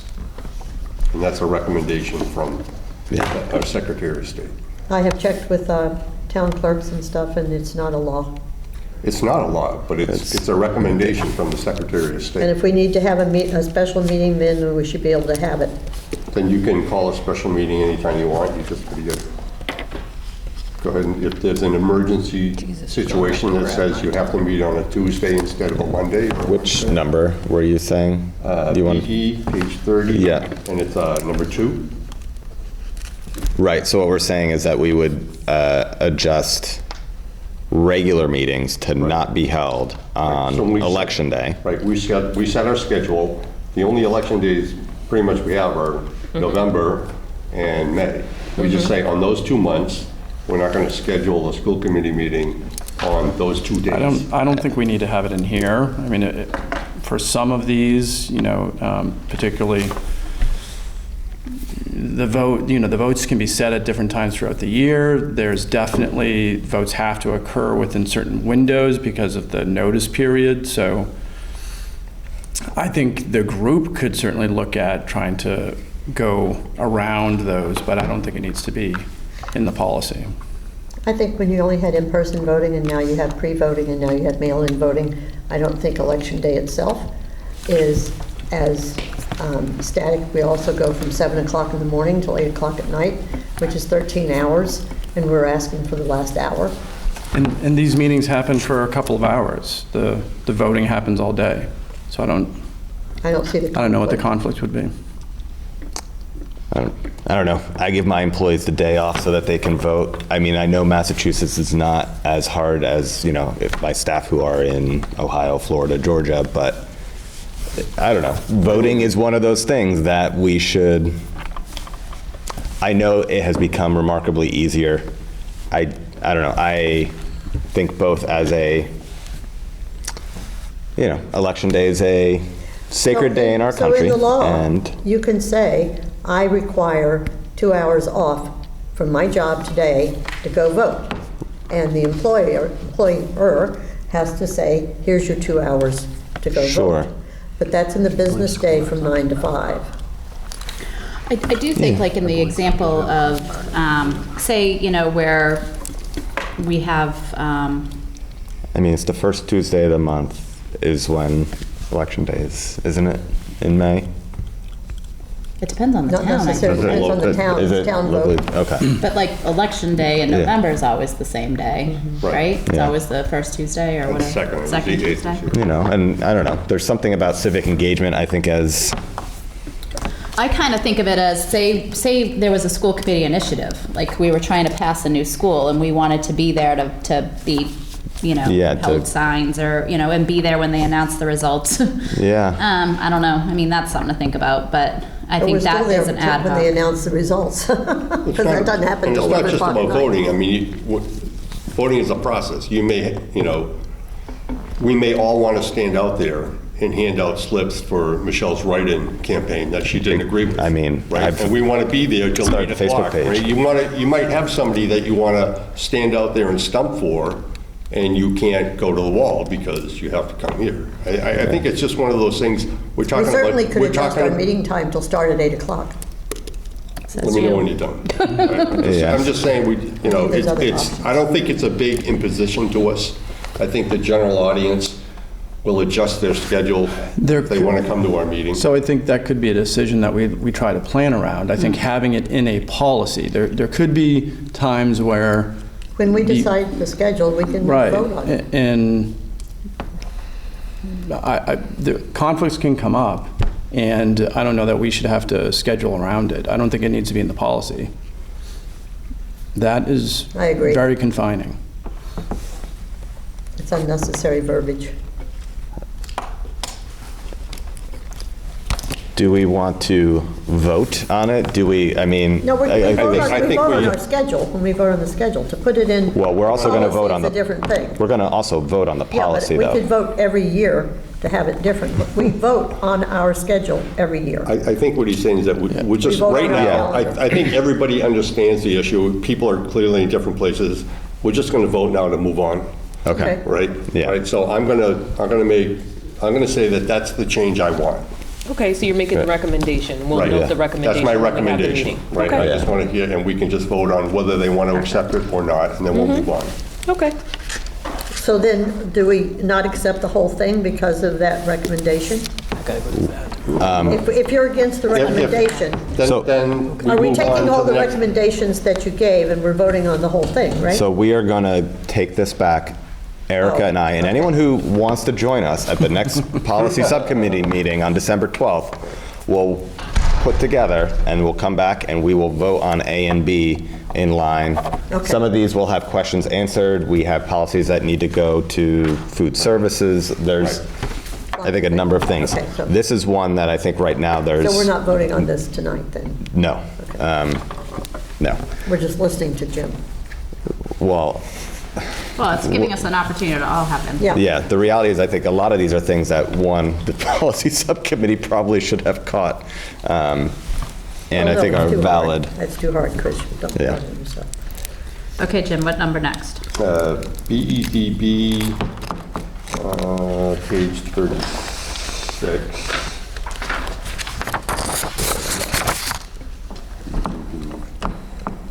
Let's see. I just want to clarify this. We actually had this was a part of the discussion when we started trying to get public participation in our meeting, right? I added a sentence because it was, I've had people ask me, of course, they never come to the meeting. Is that they want to, we have a public participation where people can bring things up. But I wanted to stress to our committees, like, we can't defend or get into a back and forth, but we can ask any question to clarify what their position is, and then the chair and the superintendent may or may not add it to future agenda meetings. So on the fourth paragraph down, it said, such the agenda will also provide time for any citizens who may speak briefly before the school committee. I added, committee members may not debate comments made by citizens during this segment, but may ask questions if clarification is needed. Don't we have something else in there that would cover that? Statement? So we included a something else in statement there? for, where did we deal with that? This is just about the agenda format. This isn't about Yeah. Participation thing. the functioning of the agenda. It's just the format. So, but I think there's something else in there someplace. It comes up again and exists in BEDH. But I remember we talked about that as a committee, and we Yes. even were Right. going to have something we were going to put on our agenda that made it clear to the public So that it the wasn't public the time. comment. Yeah, it was clear, and I think we did a good job as far as what the public and what things we would find acceptable and not acceptable. Yeah, But I so just wanted to- BEDH covers all that. The But first thing is not- just the agenda. But it doesn't cover what our requirements are as committee members. Because we want to, and the only reason I bring it up is that what I don't want to have is, and you can have, depending on what they say, it could be, yeah, okay, or it might be like, wait a minute now. And I just wanted to clarify for committee members, like, look, they're allowed to say anything they want, pretty much. And you basically got to, like, zip it. But if they're saying something you don't really know what they're asking, you can ask them a question about that, but we don't want to get into a Back and forth. back and forth. And so- that was all. Should we take the Struck language that from? out. Shouldn't this be, maybe what he's talking about is putting back in? I don't know why it's struck out, because we worked on it quite a bit. BD, wait, sorry. And maybe it's not correct, but we have it in there as BE, it's struck out, Page BEDH 42. on page 42. That's what he's talking about, and that really is a separate, No, we, Yeah, page. it's on 45, I think what we, Right, 45, right.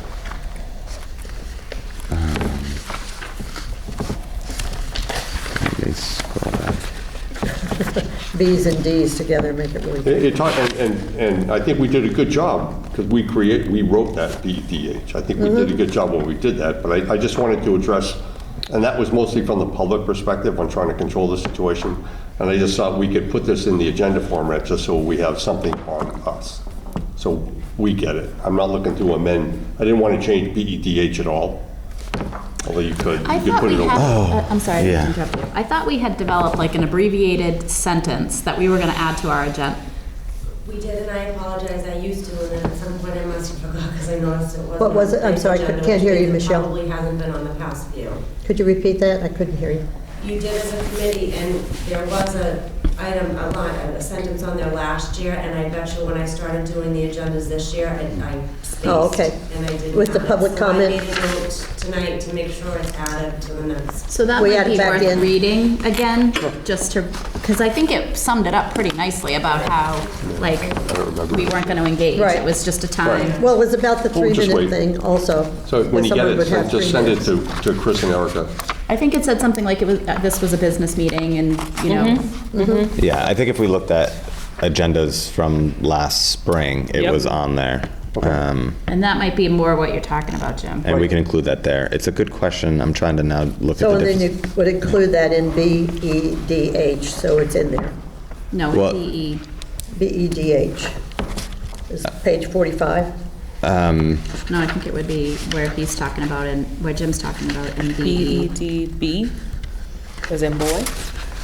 Well, you have That's where you're separate at. things for minutes, and this is a separate Okay. item, not just a regular. But The it- first thing is just the agenda. Where Jim was looking was just outlining the agenda. Right. I would think it would You be don't need to in put it in there. BEDH, where it's outlining the conduct of the meeting. Right, right. Okay. Public comment and conduct of the meeting. That's where it's It's talking a about separate policy. public comment is not a discussion, debate, or dialogue between individuals in the school committee. Right. Okay. And so including that verbiage in both BEDB and Well, actually, I don't know if it needs BEDH. Yeah.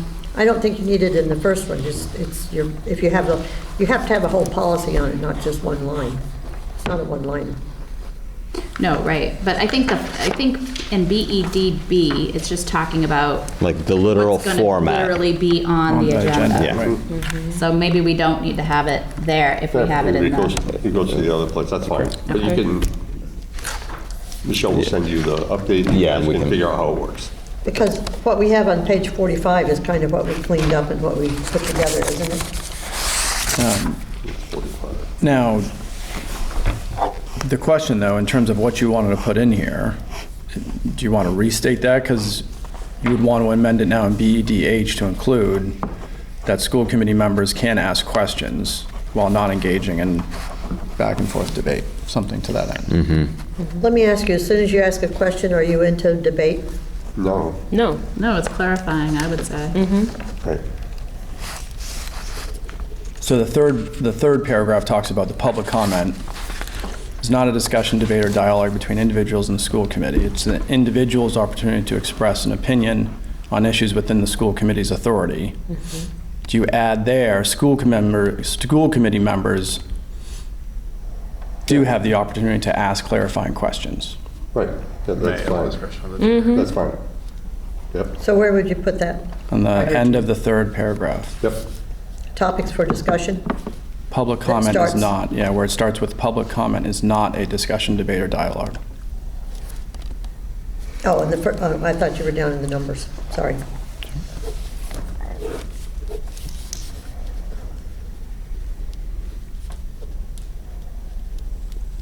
Yeah, that makes sense. May want to consider making that the discretion of the chair, because there's reference to the chairperson cutting off commentary in bullet 4. So just keeping that same, because it's the chairperson's responsibility. So is to it maintain at the order. discretion of the chair? School chair- committee members Yeah. have the opportunity to ask School committee clarifying. would have to, Clarifying. the school committee member would have to refer Look that to- to the yeah. chair. If you're going to do that. Yeah, exactly. You might So- even do it in almost a,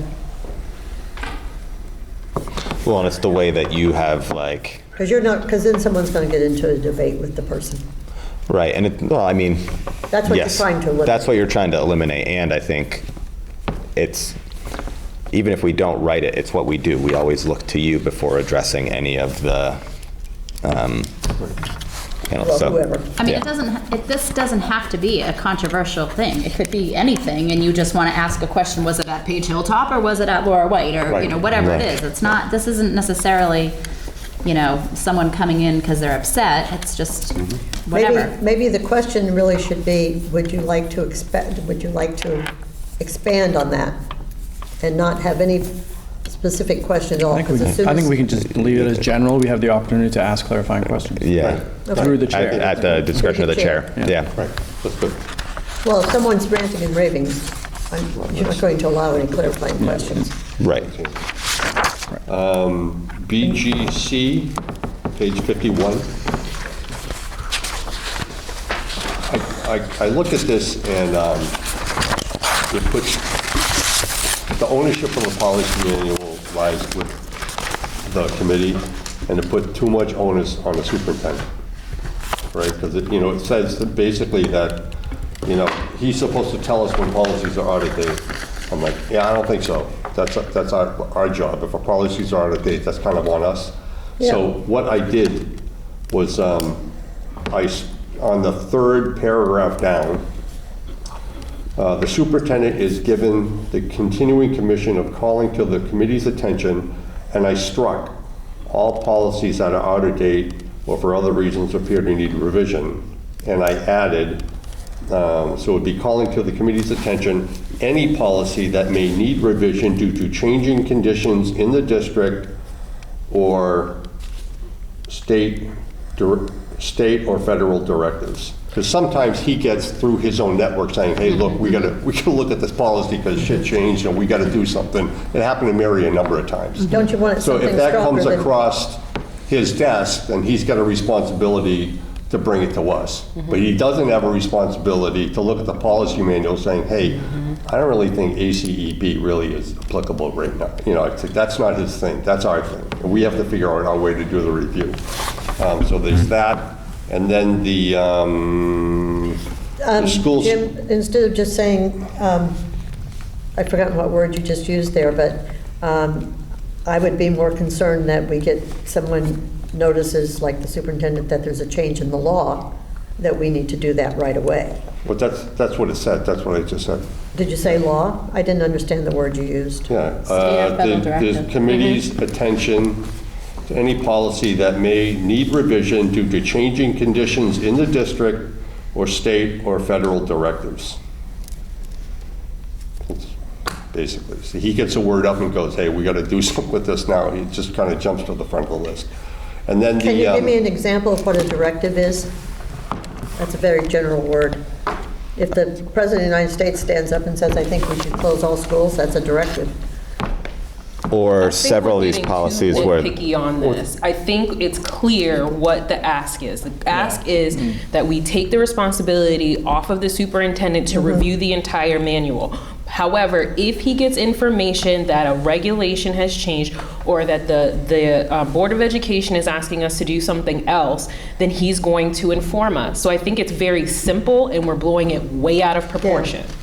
So the suggestion that you have, the recommendation that you're giving, Jim, I think is accurate. We're taking the responsibility off of the superintendent to review the entire manual and be responsible for that. Now it is, if there's any kind of policy that we have that's either outdated or there's something that comes down, they let him know, he lets us know, and then we move forward. Like, we want to keep this policy as simple as possible. And I think the whole point of this is you're going to review this with Dorothy and get Yeah. her input Right, on the right. suggested Yeah, we We don't have to Yeah. necessarily word Yeah, we don't have to wordsmith Let her everything. word that. Right, then I added on the last sentence, the school, right now it reads, the school committee directs the superintendent to periodically recall all policy and regulation manuals for administrative update and review. I changed it like, the school committee directs the superintendent to periodically review regulations and manuals for compliance with the district policy manual. So we do the policies and he does the District review? right, all the regulations and manuals that come up to make sure that whatever he puts out to disseminate this stuff is in line with what we put in the policy. And that's the limit of his responsibility. Yeah.